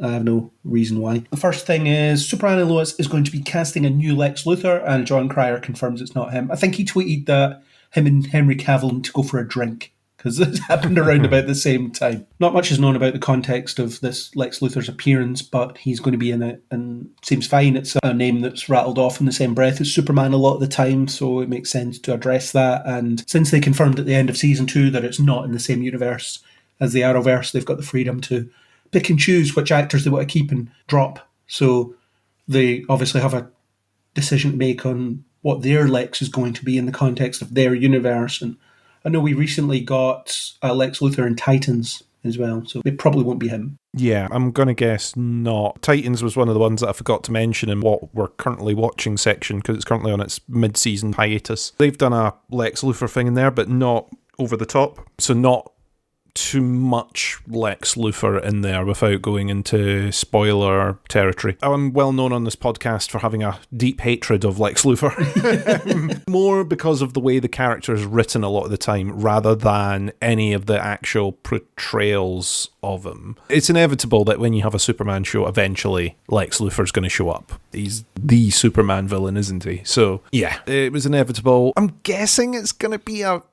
way different take because you're further on in Superman's career here. So I'm not really expecting a Lex who's plotting and scheming to find out who Superman is even. But I don't know what they're going to do with it. I'm interested just to see how their take works. But Lex Luthor, I kind of would have rather that they didn't. The Titans actor is Titus Welliver, who was in Agents of S.H.I.E.L.D. and Star Trek and things.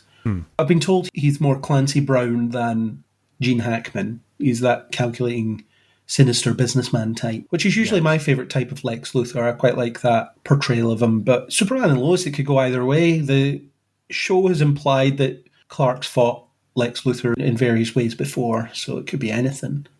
We know that in Supergirl they had the Lexo suits and things like that, but that's not canon to this universe, so who knows anymore. But yeah, I'll be interested to see who they get and what they do with it in the show. Yeah, they're doing their own thing. I think it would have been a bit confusing maybe to throw John Cryer in there after announcing it's a different universe, it's a different thing, and then going, oh, actually, we've not really cast the net that far, we've went for the guy that we used before.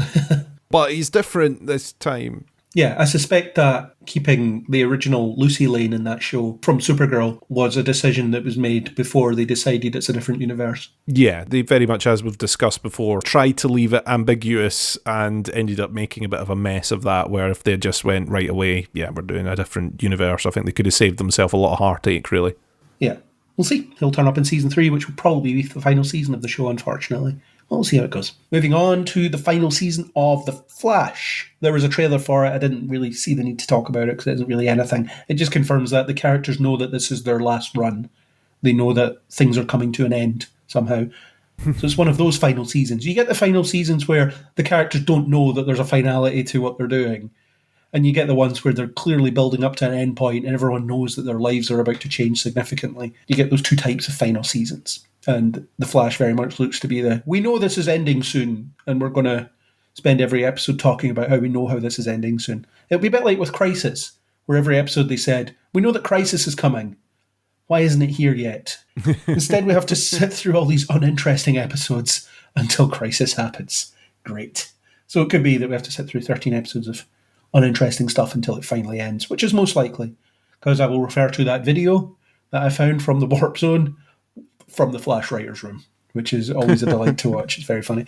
The other bit of news that is more significant is that Dreamer is coming to The Flash. Nicole Maines is going to be appearing in an episode. The showrunner said that he's very excited to get Nicole Maines on the show, where he gets to cross off one of his Arrowverse bucket list team-ups, having two fantastic reporters, Iris and Nia, investigate their own very bizarre and frightening mystery. I'm not believing that Iris and Nia is on anybody's. I can't wait to see those two characters together, but maybe it is.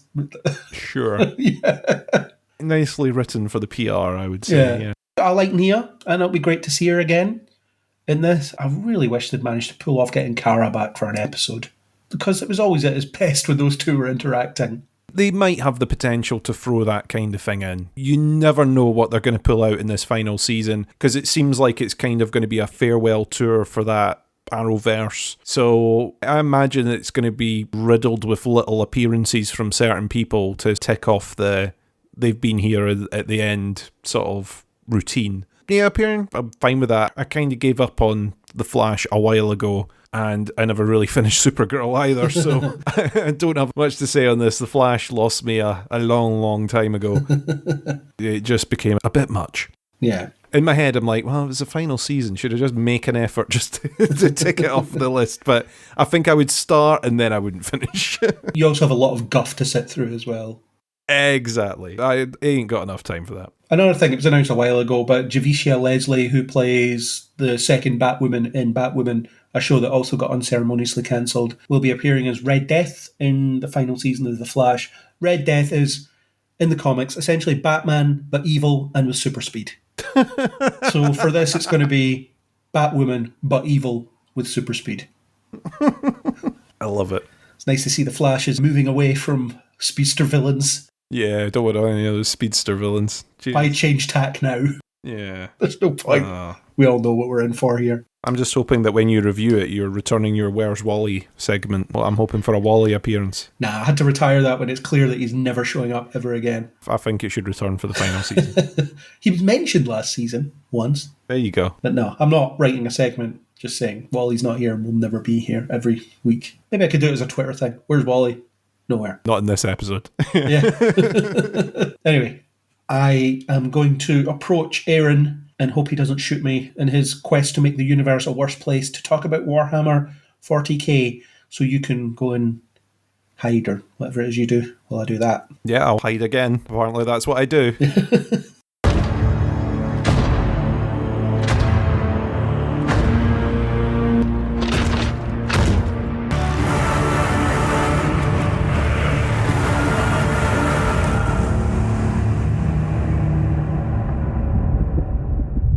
Aaron, that's got to be your most epic entrance yet of all of these.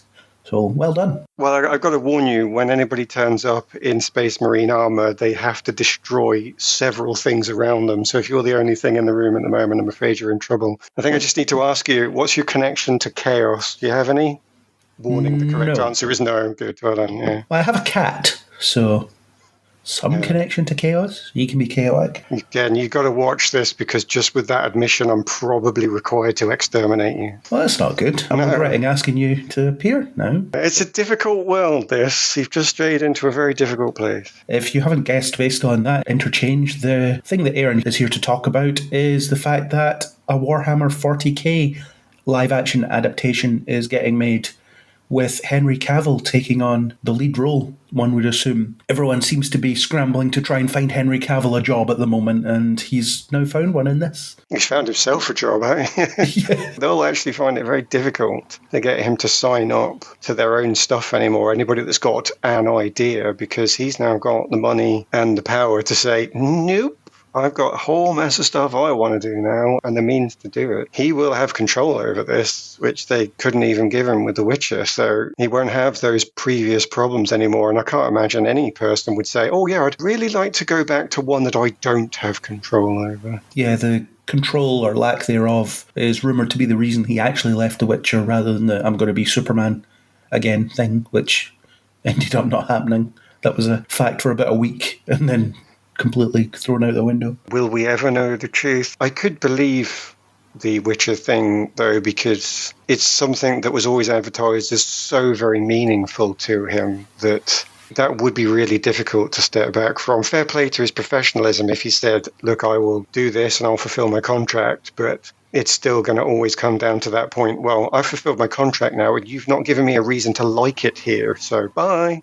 I can leave now, so I am. Yeah, that's just it. Warhammer 40k, I don't know an awful lot about it. All I know is from people that I knew that like to paint the models, and you do some kind of game where you fight those models against other people's models. I would never try and paint the models because my hands are not built for delicate small model painting. It's much bigger than that now. That is still a massive part of it, the miniatures battles, but it's now something that's expanded into tabletop RPG, board games. There have been in its history card games always being popular at some point, so there have definitely been those. I was curious about this. I've never really gotten deep into this, but I read the lore because it's one of those traps for geeks whereby there's so much lore and I must know it. I must know what happened and when, but every time I start to dip my toe into it, I realize just exactly how much lore there is. And if you want to know it, in quotation marks, then you've got to put in a lot of time So I dip my toe in now and again. I read about various things, get interested, and then think, I don't have time for this because it's just so massive. But you're right, the miniatures are still a part of it. And Cavill's connection to it, of course, does come through the miniatures. You must have seen at least one YouTube video where he's holding up something he himself has put together and painted. Yeah, I know that he's heavy into all that. And whenever he talks in interviews and things, he's always talking about the gaming that he gets into and how he was playing tabletop RPGs online under assumed names so that no one would know it was him. So maybe people listening have played against Henry Cavill and not known it. Imagine that. That's the biggest thing about all of this, though. He is just this frightening person that you occasionally met when you were going through school, that guy who just was able to do everything. I've gotten, hopefully, past my bitterness that I had as a kid about all of that, to now just look at him and go, yep, if I ever had to pick somebody to be my god, maybe I think it would be Henry Cavill. As pleasing it is to get a quick laugh out of that, I will also say, by the way, that is actually an on-topic comment for our discussion here. If you want to pursue any religious connections, Warhammer 40k does have them, and I think that's certainly something we should talk about. But you tell me where you want to go. So as I understand it, you had Warhammer, which was your standard Lord of the Rings-esque era stuff, and 40k is your sci-fi, like orcs and space and things. Yeah, it started with fantasy battles, and I can't quite remember if it's 1970s or 1980s, but just at that sort of time when everything was kicking off, Dungeons and Dragons being one of the big rivals for Warhammer. So it starts off with that Lord of the Rings seed, and they develop it, and you get your fantasy battles with your elves and your orcs and so forth. They put their own spin on it, to be fair, even though it is undeniable that both Warhammer and D&D are derived from Tolkien. To be fair to Warhammer, because that's what we're talking about, it did say, right, but what do we want to do with it? And they did spin it out into something that is heavily based in political and social satire, which is something that everybody is now saying, are we going to get this from this show or not? That's your biggest talking point. But then, as you say, it moved from the fantasy into a science fiction setting. And so Warhammer 40,000, they've set it in year 40,000 of planet Earth. It is ridiculously far into the future. Is it kind of the future of the Warhammer world where orcs and elves and things exist? I believe that they're two separate things, that Warhammer Fantasy is its own universe, whereas Warhammer 40k takes our world, our science world, and then expands it into a science fiction thing. They are intricately linked. I mean, that can be corrected in the comments. Everybody wants to write on the side, but you'd be better off thinking of them as alternate universes, where one of them is where fantasy dominated medieval and Renaissance Europe, where the other one is there was a normal in line with our own world history, but then there's 40 years of science fiction lore that developed it into the state that it's currently in. You mean 40,000 years? Yeah, 40,000. Don't even remember what I said. 40 years. That's like 20 years from now. 40 years is not enough. Sorry, yeah, 40,000 years. All right, cool. I suppose it never occurred to me that they were either in the same universe or not. And I imagine it probably depends on what rule set you're playing with anyway when you fire up a game. Well, the thing of it is, everything's been evolved over time. Now, if you want, I can give you a link for the show notes for a guy on YouTube who can give people all of the lore and history they want in these little bite-sized chunks. Okay. He talks about various things and also the evolution of the game through its various editions. I want to say that the Warhammer 40k miniatures game is onto something like its 8th or 9th edition now. So it's evolved a lot and changed over time, and lore has been filled in and other lore has been lost and forgotten, and that unreliable narrator has been used quite heavily to allow them to update things. And one of the other talking points that, again, we could totally get onto if you want it or not, you choose, is are we going to use the unreliable narrator to undo various decisions from an earlier our world that would correct things like the gender balance in the storytelling to modern sensibilities? That's like a massive topic online at the moment. Yeah, interesting. The only real connection I've got to it is I know people that used to play it. I don't know if it still exists, but there is or was a shop called the Games Workshop. Oh, yeah. And every time you went within a few feet of the front door, there'd be someone trying to corral you in to paint a model in hopes of selling you some very expensive packs of stuff that you could then continue to make. That is still a massive part of the hobby, and one of the reasons it's managed to carry on in that vein is because we've all grown up now. There used to be a bunch of kids and teenage geeks who would gather together their paper round money, their working in the shop on the weekend money, and go and buy the odd piece here and there and slowly build up an army. Whereas now these geeks, like myself, we've grown up and gotten hopefully reasonably good jobs, and we suddenly have this thing called disposable income. What are you going to spend that on? And everybody gets their choice. And the thing of it is, we can now afford these miniatures. It can still be a massively expensive hobby that is never going to go away. Yeah. But you can take advantage of your disposable income. You can get the plastics instead of the metal. You can play without painting if you don't want to. And you can make whatever compromise you want to try and save a bit of money and time. But I think there is a massive crowd now of people all across the world, not even just the original America, that can now afford to really play this hobby. And of course, it's received an even bigger hit. The amount of people on YouTube now saying, Henry Cavill said he wants to play the Imperial Guard. All of a sudden, there's a bajillion videos on how you can play the Imperial Guard like Henry Cavill. Massive excitement going around. I imagine sales of those that particular faction in the background skyrocketed as soon as he showed one that he painted in silver and gold. All of a sudden, oh yeah, I want that. So the Imperial Guard, what is that? And you mentioned a bit of social commentary in the game itself. This is the big question, I think. Well, there's the two big questions, but the one that really came to the fore first on YouTube was, will they get this right? Warhammer 40k is something that would be so easy to turn into a hero bashes the bad guys and make it completely uninteresting, because it will just be the same science fiction action show you've already seen. It will just be big military guys bash the evil monsters and win. And if they do that, that will be a colossal failure to understand the background and what brings a lot of people to it beyond, obviously, the tactical war game.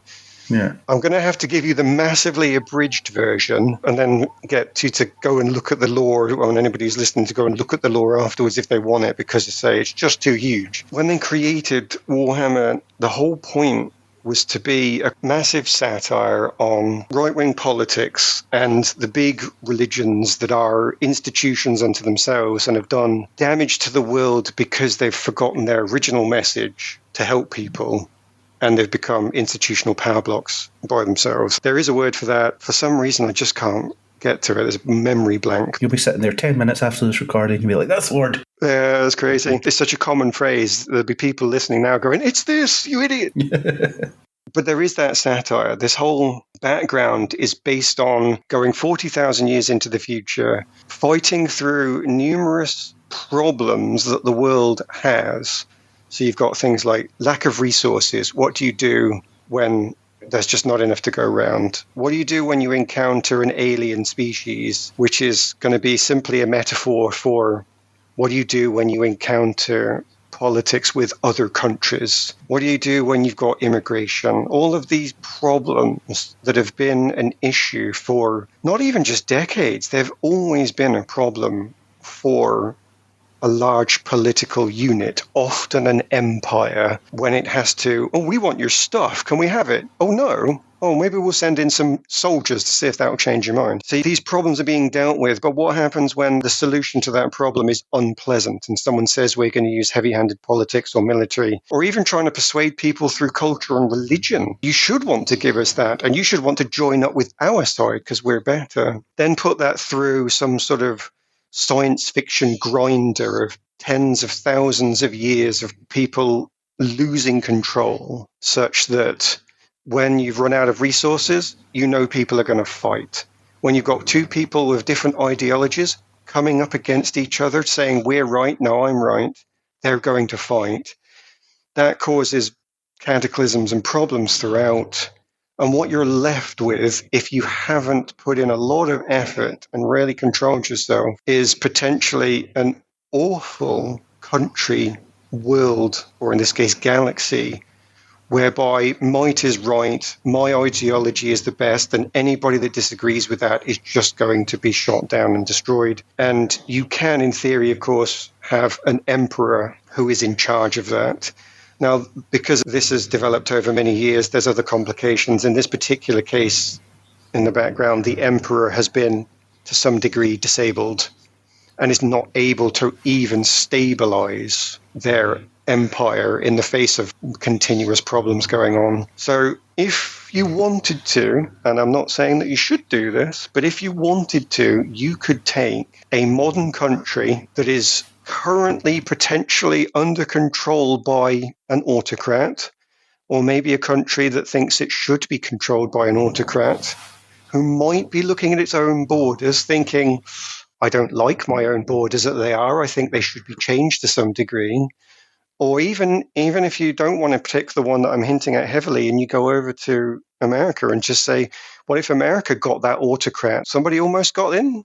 Somebody almost caused the fall of the White House and might have used their way to suddenly get favorable trade conditions and do an economic war. You could take some sort of setup in the modern world and say, what if this went to its ultimate extreme and these would be the problems that could come out of it if it became truly awful? So the whole point is, will they give us Warhammer 40,000 that is going to show us what the problems of leaning heavily into a nationalistic state with an institutionalized religion that is intricately intertwined with every single facet of daily existence and technological progress. And it's supposed to be a massive dystopia that is in theory a warning. Now, they've taken it to an extreme, because when you see what we hope you will see, you will find it horrifying, absolutely awful to be in there. There are no good parts to being in Warhammer 40,000's universe. If you are lucky, you get to live on a planet, on a farm, that everybody else has forgotten. That's the best you can do, is not be noticed by anybody.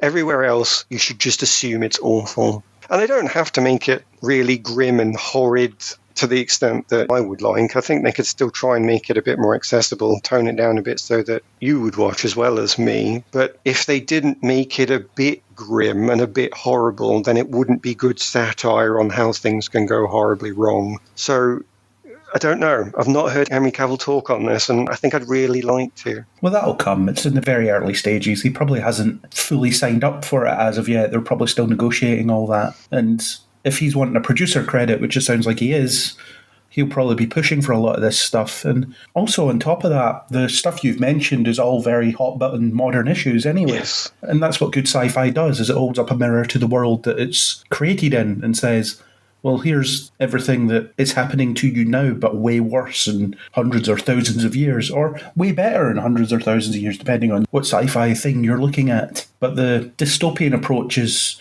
still in vogue at the moment, isn't it? There's still a lot of dystopian sci-fi coming out, so this almost sounds like the ultimate dystopia. Yes, on purpose, and there is a reason somebody in history who I cannot name because I'm clearly uneducated, but there's somebody in history who said it's very difficult to tell a story through a utopia. Isn't there actually a story originally called Utopia? And that's where the word comes from. And the whole point of that story is to show you how boring it would be. And then that leads us obviously to the idea that dystopia is therefore a logical way of telling stories. So I don't think that will ever vanish. But yes, it is going to lean heavily into that if they want to capture this properly. Yeah, and you get Star Trek, which is a utopian future, but as it's went on, they've started to show the cracks in that utopia and the sacrifices that need to be made or the things that need to be ignored in order to maintain it. Yeah, Star Trek, though, the Federation is supposed to be a utopia. It's more that in the original stories, they didn't have the cracks.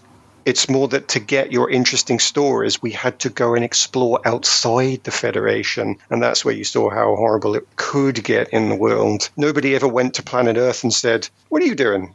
We're having a good time because we're really happy and there's loads of resources. Oh, really? Oh, we'll just join in then, shall we? cut to credits. Did you ever really get any Star Trek inside the Federation? I don't think you did. They always had to find the weirdos outside of it. If you watch Deep Space Nine, there's a lot of non-Federation characters in that, and they get to comment on the Federation with an outside perspective. So you do get it. Is that more of a modern thing then, because people don't find that utopias believable anymore, I wonder? Well, Deep Space Nine was the 90s, early 2000s. So I suppose it was. I wouldn't call that modern. No, but if you're going to say, oh, let's look at the Cardassians, weren't they horrible? You've seen nothing. The Cardassians? The Cardassians are going to be pleasant little bunnies compared to what you're going to see in the Imperium. So do you think Henry Cavill will be in charge of this awful society? Rumour has it, and by rumour I mean some dudes have just thought about this and come up with it, that he's going to want to play one of the commanders in the Imperial Guard, which is as close as you're going to get to the Emperor, because the Emperor is effectively completely disabled and no longer a character that you can do anything with. But that's part of the background. There is no longer one person who can turn up and say, right, everybody get in line. And that's on purpose, because if you could have somebody coming in as Deus Ex Machina, which again, using the word God is pretty much on topic, is almost hailed as a god, is this Emperor. But without having this Deus Ex Machina that can come in and solve the problems, then you're guaranteed to have battles between ideologies. So he won't be somebody who can ever rally the galaxy behind him. He's not going to be able to be that figure from Dune or Paul Atreides. He's going to be potentially a hero, potentially somebody who is striving to do that, but he should not have anywhere near the power to do it. He should only be someone who can rally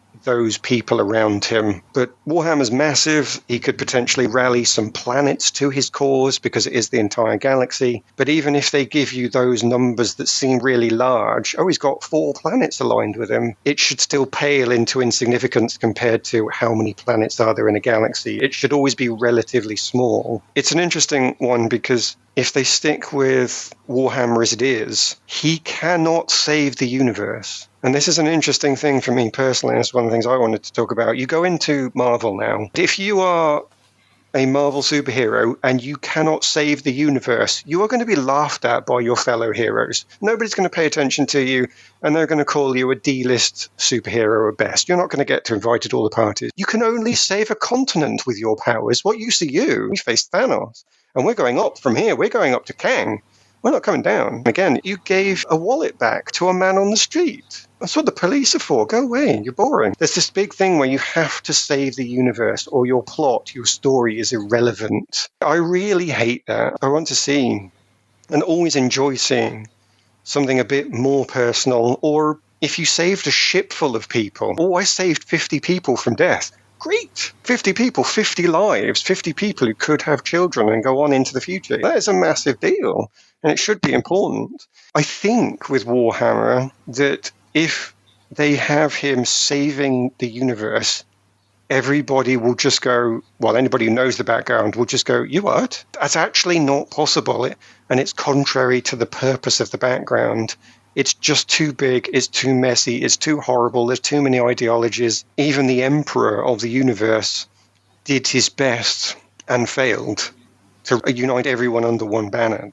So if some random soldier comes up and does it, it's going to seem a bit ridiculous. Now, that's not necessarily important for the rest of the watching public who don't know the lore, but I think it still has the danger of being very boring, that he just defeats the 4 great chaos entities, and he somehow manages to get all these ideologues in line, and everybody that's corrupted, he heals them. The shopping list would be so large, it would have to be this colossal 100-hour film. Maybe they'll do that over several films or a TV series, who knows? But it should be ridiculous, and therefore, I do wonder what he'll do. Maybe he does save a planet. Maybe he does defeat one bad guy. That should be fine, as long as, of course, they can give it an emotional, meaningful plot. It sounds like it runs the risk of getting buried under itself in terms of just how much scope there is.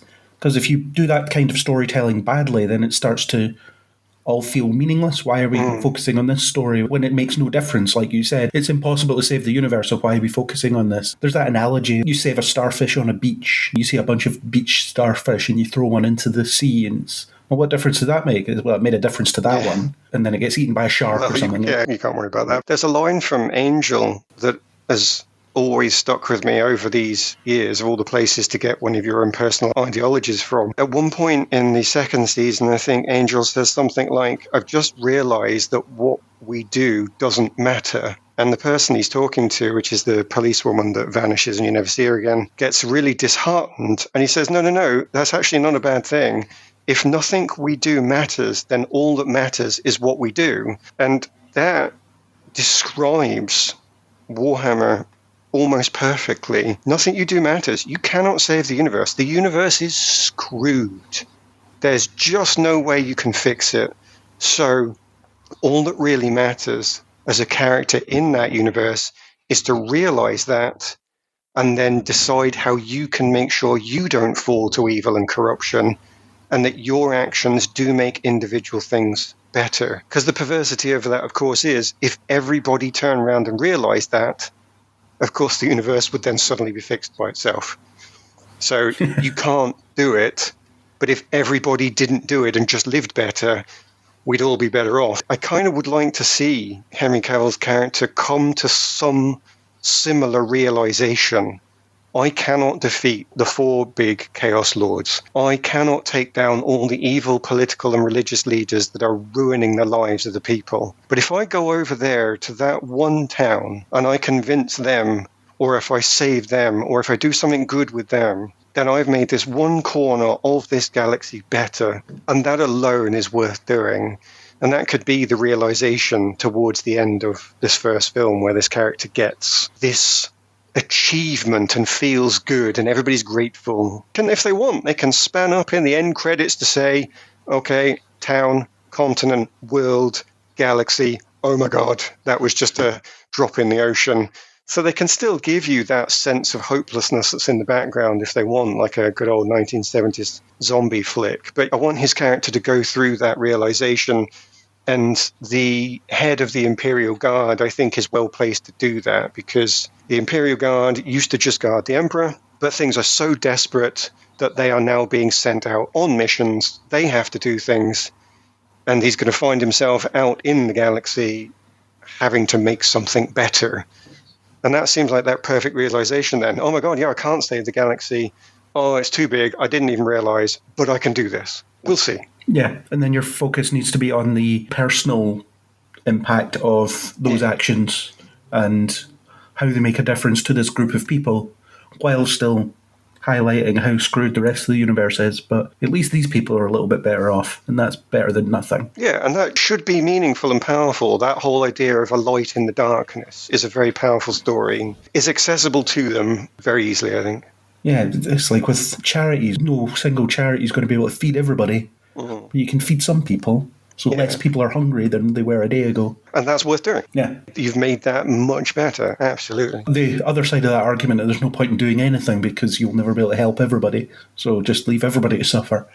Oh, absolutely. And I have always hated any of those arguments. I first encountered that once as a young student where I met some woman who said, I am never going to have children. Who could possibly bring children in such a horrible world as this?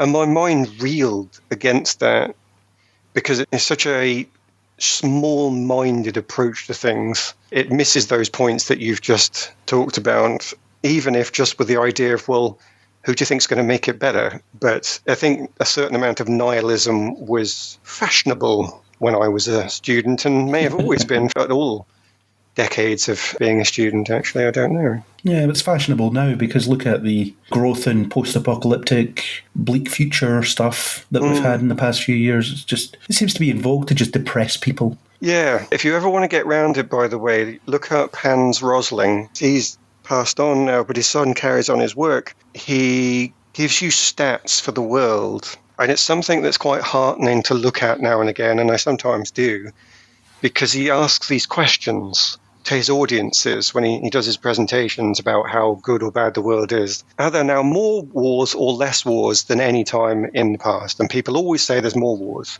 And he puts up the stats, and there are less, because it's just that you know about more of them through the news. Are young girls across the world more or less educated than they used to be? And everybody says, oh, it's definitely worse. Young girls are educated a lot less. They keep seeing things on the news telling me how women are oppressed.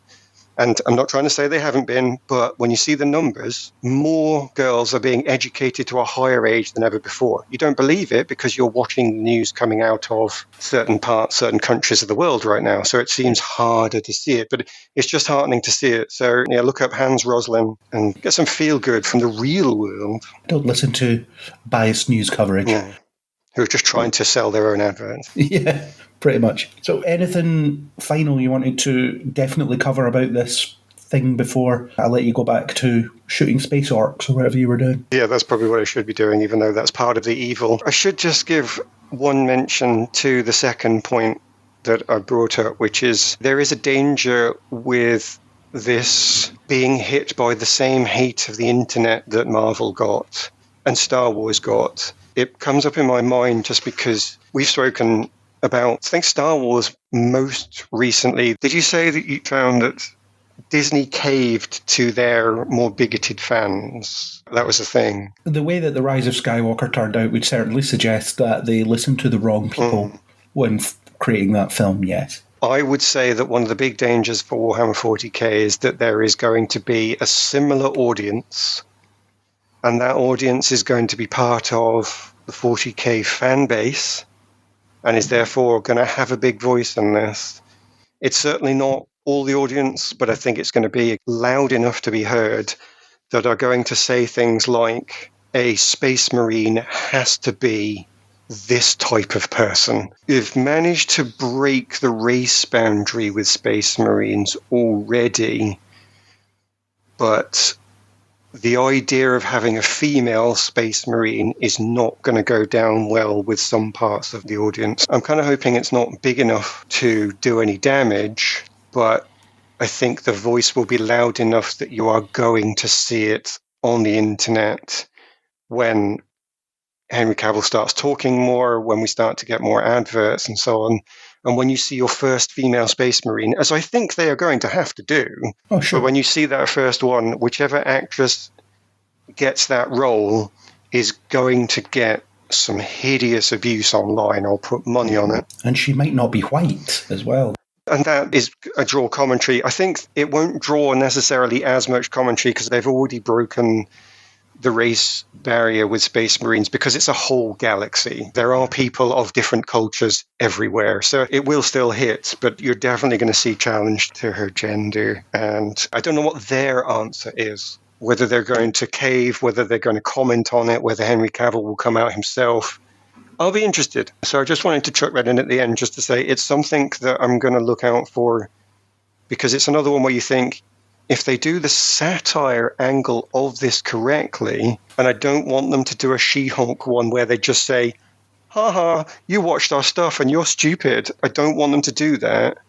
But if they could do some sort of, well, what I wanted from She-Hulk, if they could lead by example and just not get caught in the back and forth trolling, then I think they can do a good thing.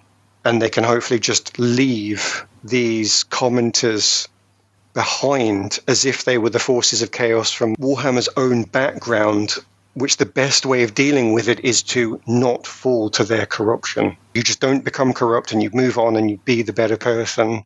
We'll see. I hope he does, but I think he's got a challenge ahead of him. You get that in every fandom, don't you? It's inevitable now. Yeah, it was She-Hulk that brought it to my attention more just because Disney has decided, first of all, maybe with Rise of Skywalker, to not acknowledge it. And then they went with She-Hulk the other way and said, no, you have the full right to attack your audience. And neither of these solutions are currently good. So we hope that future people can pick a better one. Yeah.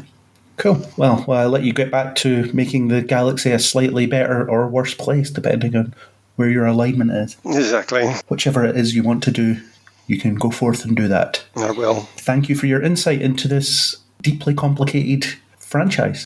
No problem. As long as you play the correct outro music for me as I go off to my choral fanfare, then I'm happy. Well, we'll make that happen. Good.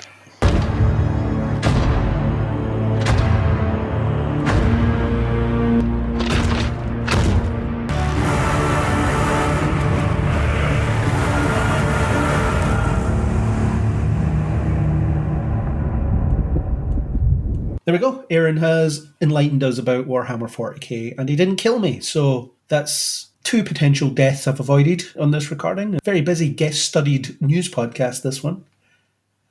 Had everybody Yeah, there's almost. been lots. Only Andrew and Issa are missing, but they're mentioned, so that counts, I guess. Let's move on to some of our miscellaneous news items. The first one is Michelle Yeoh is going to star in the Wicked movies as Madame Morrible, and I don't really know who that is. I've seen Wicked, but I don't remember it that well.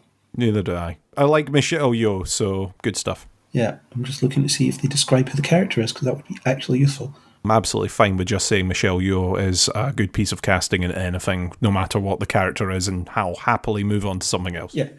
My question always when you hear that Michelle Yeoh is cast in anything is, where's she finding the time to do all this? She's in everything.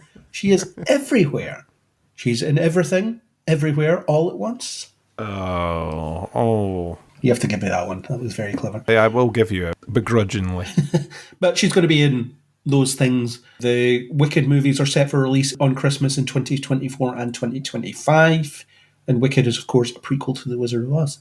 And it's a musical.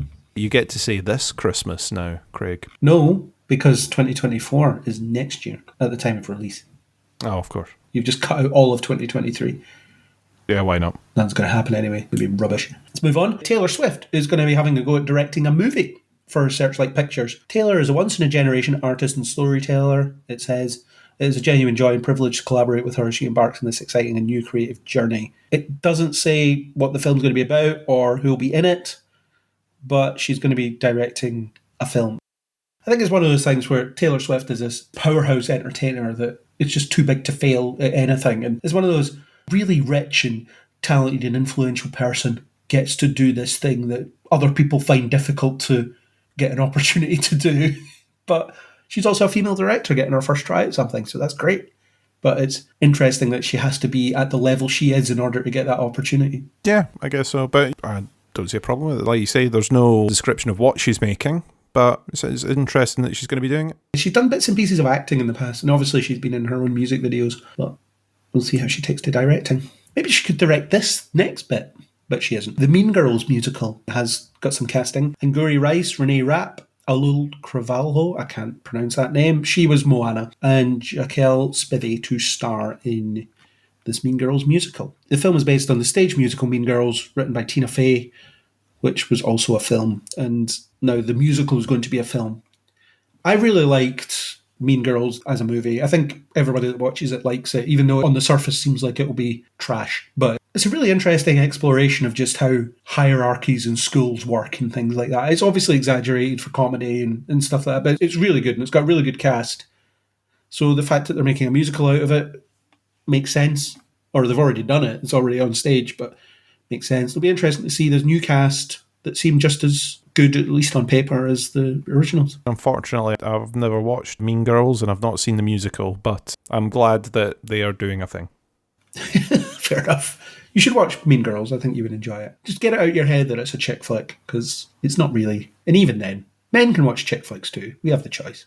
Next bit of news is the Ghostbusters Afterlife sequel has a director. Gil Keenan is going to be directing the movie. The cast that were in the previous movie are returning, which I presume means the old actors as well. Not much is known about the sequel, but sources say the plan is to return to New York City in the iconic firehouse. Keenan has directed such films as Monster House, City of Ember, and last year's A Boy Called Christmas. I haven't seen those, but sure. I didn't like Afterlife, but I wonder if some fresh eyes on it could get away from the things I didn't like about it. Unfortunately, I'm going to be really boring on this one as well. I've still not seen Afterlife. It was on the list of things for me to eventually catch up with, but I've just never got round to it. Yeah, it's not very good. Move on to something that you probably will watch, though. John Cena and Jason Momoa are teaming up for rowdy action comedy Killer Vacation at Warner Brothers. Those familiar to the project compared it to fun, splashy adventures like True Lies.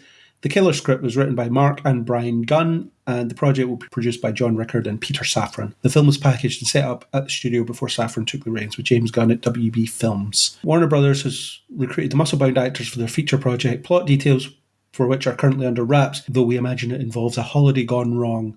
The pair met on the set of the upcoming conclusions to the Fast and Furious franchise and were looking to take their natural chemistry to another film.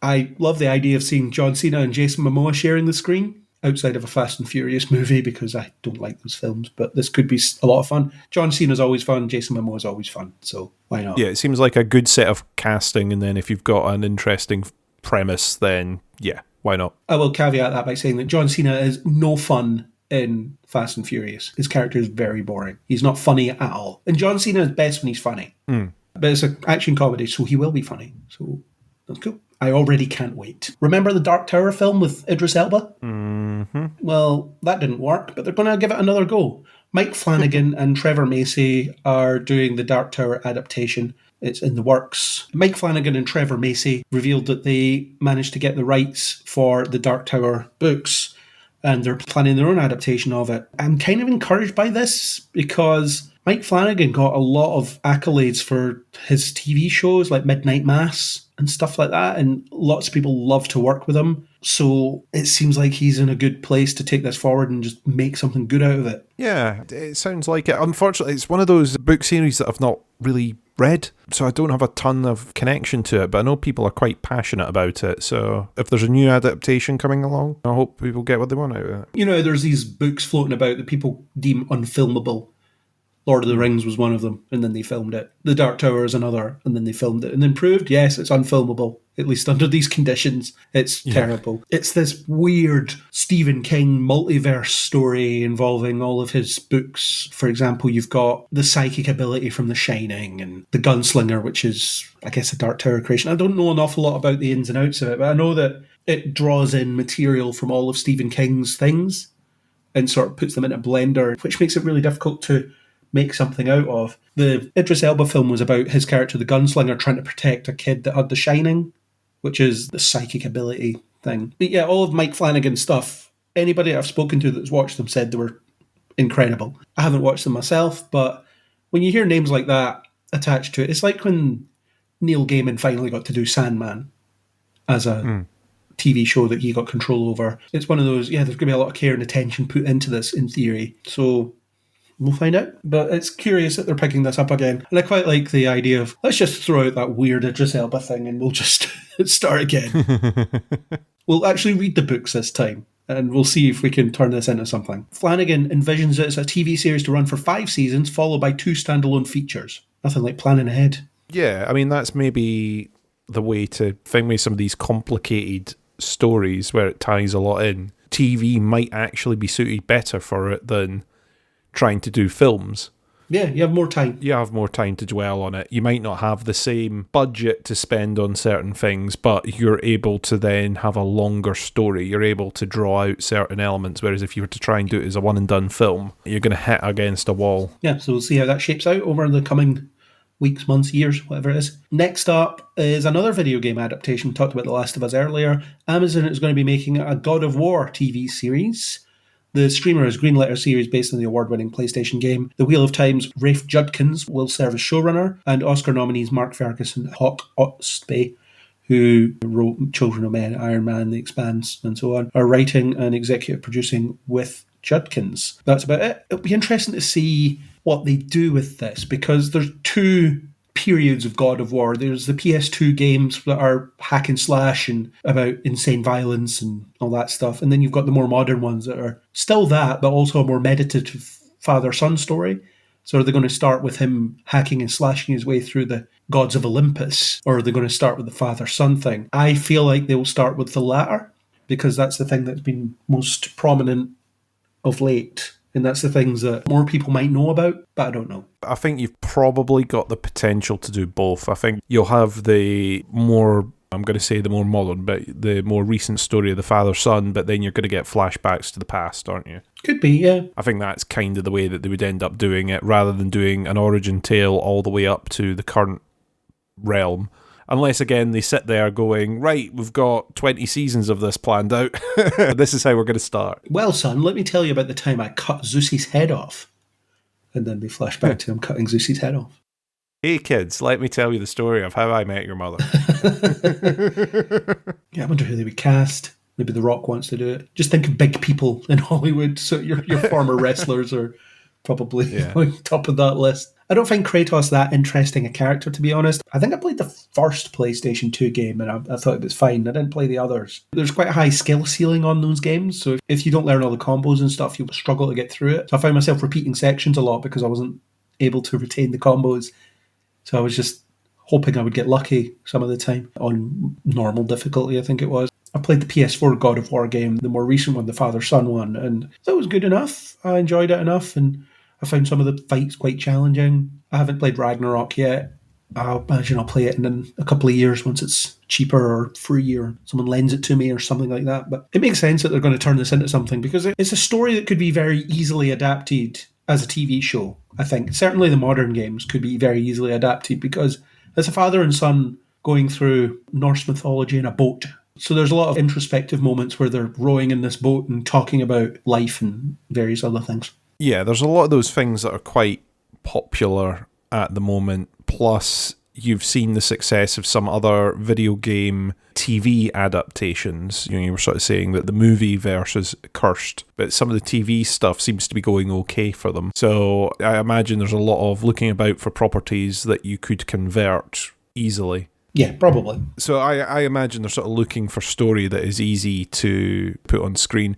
Maybe they'll tie it back and forward. Like you said, I know that originally some of it was the Greek mythology, wasn't it? And then it moved to the Norse mythology. Am I right? I've not really played the games. That's my problem. I've watched others on Twitch. Yeah, so the original 3 games is Kratos hacking his way through the gods of Olympus. He's like a Spartan who died and then is sent back to Earth to do something for the gods, and then they screw him over, so he decides, well, I'm going to kill you all then, and he does that over the course of 3 games. And then, yes, you get to the modern games and it's Norse mythology. In God of War Ragnarok, you fight Thor at some point. In the first God of War game, you don't really fight any of the known Norse gods, actually. They're sort of mentioned, but you're fighting other things. But fighting Thor in the sequel, I don't know what it's like because I've not played it, but I've seen what Thor looks like in those games, and he looks like how he would have been described in Norse mythology, as in, he doesn't look like Chris Hemsworth. He's quite a fat guy, but he's really strong. And you get that a lot with these ancient myths. They are described as being quite large men, but not large in the sense of six-packs or whatever. They're very fat, but they're also very powerful. So you won't be fighting Chris Hemsworth's Thor. It would be interesting if they do adapt the Norse mythology, because then you're rubbing up against the fact that Thor is played with that in the MCU a bit, and they'll probably do a more traditional take on it, but we'll see what it shapes out, because like I say, there's 2 eras of these games. Which one do you do? Where do you start? My guess is they're going to start with the one that's currently running. I would say so. With elements of the flashback stuff, I think you're going to get bits of that there. That's my pitch, but we'll see. Moving on, we have 2 more bits of casting for the Ana de Armas John Wick spin-off, The Ballerina. Norman Reedus, who was obviously in The Walking Dead, and Gabriel Byrne are both cast in the show. Byrne's other recent film and television credits include the smash hit Hereditary and the acclaimed limited series 000. So that's another 2 bits of casting for that movie. I'm really looking forward to that. It'll be interesting to see Ana de Armas as a kick-ass assassin ballerina. Yeah, I'm kind of up for that. It sounds interesting. I've not got a huge fixation on that universe in the same way, but it's interesting casting so far. And John Wick 4 will be out next year / this year. So that'll be fun. Time to revisit the John Wick movies, I think. Sounds like a plan. Yeah. Approaching the end of our list now. The next bit of news is after 25 years, Ash and Pikachu are going to be leaving the Pokemon anime behind. They are not going to be in it anymore. A special Pokemon trailer highlights the coming changes to the franchise's world. It reminds us of the journey that Ash and Pikachu have gone on. There's a lot to look back on. After all, Pokemon began to air in Japan in 1997, and it came shortly thereafter to the US in 1998. But he's been on an endless journey. He's still 10 somehow, despite it being 25 years. There's that joke about when they finally made him win a Pokemon League in the show, which was only a couple of years ago, and he's a 10-year-old with 23 years of experience, what every employer's looking for. So what do you think of Ash and Pikachu leaving Pokemon? I was really surprised when I read this, because in my head, I just assumed that Pokemon had been through multiple reboots over time. I didn't realise that apparently the canon is 25 years strong. So it actually came as a bit of a surprise to me. But fair enough. They wanted to try with new characters and put something different in place. It's a shame it's the end of an era. But yeah, it's interesting that they've already got a plan of how they're going to continue it forward. But it came as a bit of a surprise to me that it hadn't changed in 25 years. I stopped watching it a long time ago, but as I understand it, the structure of the show is simply that Ash will work his way through one region, probably lose like he did most of the time with the Pokemon League, and then move on to another one. And what that usually does is it coincides with the release of the next generation of games. So he'll end up with the starter Pokemon from those games, and he'll explore the world in the same way he did in the first series, going from place to place, meeting different types of Pokemon and making stories out of whatever those Pokemon are capable of doing. And it just keeps doing that. So in terms of continuity, it probably really has none, but it's just that Ash goes from region to region, just essentially learning the same lessons over and over again. And that's what a lot of fans of the show have complained about, the fact that Ash never actually develops as a character, because he's always this clueless, impulsive idiot that just goes from place to place, making the same mistakes over and over again. Because I guess it's designed as a show where everything is the same at the end of each episode, and people don't want that anymore, or maybe people never wanted that. But I remember when I was watching it, it was very much that structure of following the path that was laid out in red and blue and yellow. And then he got to the Pokemon League, and then he went somewhere else, and that's where I dropped off from it. Yeah, it gets repetitive, and if the character's not being allowed to develop. But I hope that they're able to do something different, and it's not just, oh, we've got a couple of new characters that are going to do the exact same thing again. But maybe it gives them the opportunity to tell a different kind of story, different sort of interactions. Yeah, they can revamp a little bit. Obviously, as it's a games thing, ultimately, they're looking to just introduce more modern Pokemon. Yeah, it's a companion series to the games. It's designed so that kids will watch it and really want to play the games. And I got to say, that really worked on me way back when it first started airing. I was watching it, I was like, oh, I play these games. And eventually I did. And I loved them. And I've always loved Pokemon. It's not something I ever feel like I want to necessarily dip my toe into completely anymore, but sometimes I just have the hankering. I've got a Game Boy Advance emulator on my phone, and I've got Fire Red installed on that. And the best thing about it is it has a fast forward feature, so I don't have to deal with how slow the game is. I've got Pokemon Scarlet on the Switch, and I've not played it yet. But we are getting 2 new protagonists for the series called Rico and Roy. The duo of protagonists will continue unraveling the mysteries of the Pokemon world. The new series will feature more modern Pokemon like those we met in Scarlet and Violet. So we're pretty far away from me choosing little Charmander in the first game, or Ash getting stuck with Pikachu in the first episode of the show. But yeah, it's an interesting development, and who knows, maybe it just won't take and they'll bring Ash back after a season. There's normally the thing where your protagonist disappears for a bit, and then that season or the next again season they tease the fact that they will be appearing in an episode to try and drum up a bit of publicity. Yeah, I wonder if there'll be a passing of the torch of some sort. You'd think there'd be something. Yeah. I wonder if the show can sustain itself without having Pikachu at the front, because Pikachu's been the mascot of the franchise for so long now. No other Pokemon has quite captured that zeitgeist in the way that Pikachu has. He's the first baby Yoda. I haven't thought of him like that before, but you're probably right. Merchandise to the hilt. Anyway, that's that. I don't have much more to say on that. But yeah, Pokemon, moving on. Will I watch the first episode of the new series to see what it's like? Probably not. For those that will, I hope it works out for you. Final bits of news are related to Nicolas Cage. We'll end on a Cage note. The first bit is for Renfield. He did an interview with Empire that's quite interesting to read. But for Renfield, Nicolas Cage went back to the source of all iconic vampire depictions on screen, 100-year-old German expressionist masterpiece Nosferatu. He said, I noticed all these little gestures that are, by today's standards, over the top. When Max Schreck does that, snaps his wrist and extends his fingers and puffs into smoke, I was like, what is that? Is it dance? What is he conveying there? Cage tried to channel similar mannerisms into his own performance, though whether they make the final cut remains to be seen. And then he said to Chris Mackay that he really wanted to find a place to put that in Renfield. He hasn't seen the movie, so they don't know if they kept it in. Basically, the suggestion is he wants to play essentially a pop art version of Dracula. So that's Nicolas Cage just really diving into his roles as usual. I'm all up for crazy pop art Dracula. Why not? I'm not going to tell him no. Whatever Nicolas Cage's process is, I'm into it. Yeah. And the last bit of news is that he wants to star in a musical, purely because he hasn't done one yet. And again, 100% for this. If he wants to be in a musical, he can be in a musical. I have no notes. I just ask, I humbly request that it's got as many jazz hands as possible. He said, I haven't done a musical yet. I'd like to try that. I'm not much of a singer. I did sing okay in Wild at Heart, I thought, but I've since blown my voice out singing Purple Rain incorrectly in karaoke bars. Imagine going into a karaoke bar and you see Nicolas Cage belting out Purple Rain. That would be life-changing. If there's a musical role he could pick, he said, I think I'd make a good Pontius Pilate in Jesus Christ Superstar. That is Absolutely great. It's a good note to end on, isn't it? Nicolas Cage doing pop art Dracula and a musical. Imagine he did both at the same time. I'm kind of for a Dracula musical starring Nicolas Cage, I'm not going to lie. Yep. Go on, Nick. Get it done. Or just Cage, ! The musical would be enough. Sort of a sequel to The Unbearable Weight of Massive Talent, Yes. where his life is a musical now for some reason. He goes into a coma or something, and then that's how he imagines his life as a musical. And then he portrays the rest of his life as a musical up until he wakes back up at the end. Yeah, it'd be great. I'd much rather see that than Joker. It's after he turns down a role in a musical, so that's why it's playing on his head at the time. Then he gets hit by a plant pot falling from a window as he walks out the meeting. If that film now gets made, we can sue because we're on record as having the idea. We've got to mail it to ourselves with today's date written on it or something. I don't know, is having it recorded at a certain date not enough? I don't know.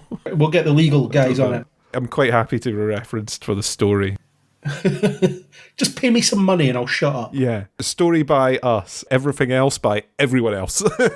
Pretty much. Our involvement ends here. So that's it. That's the end of news for December 2022. Big month for news.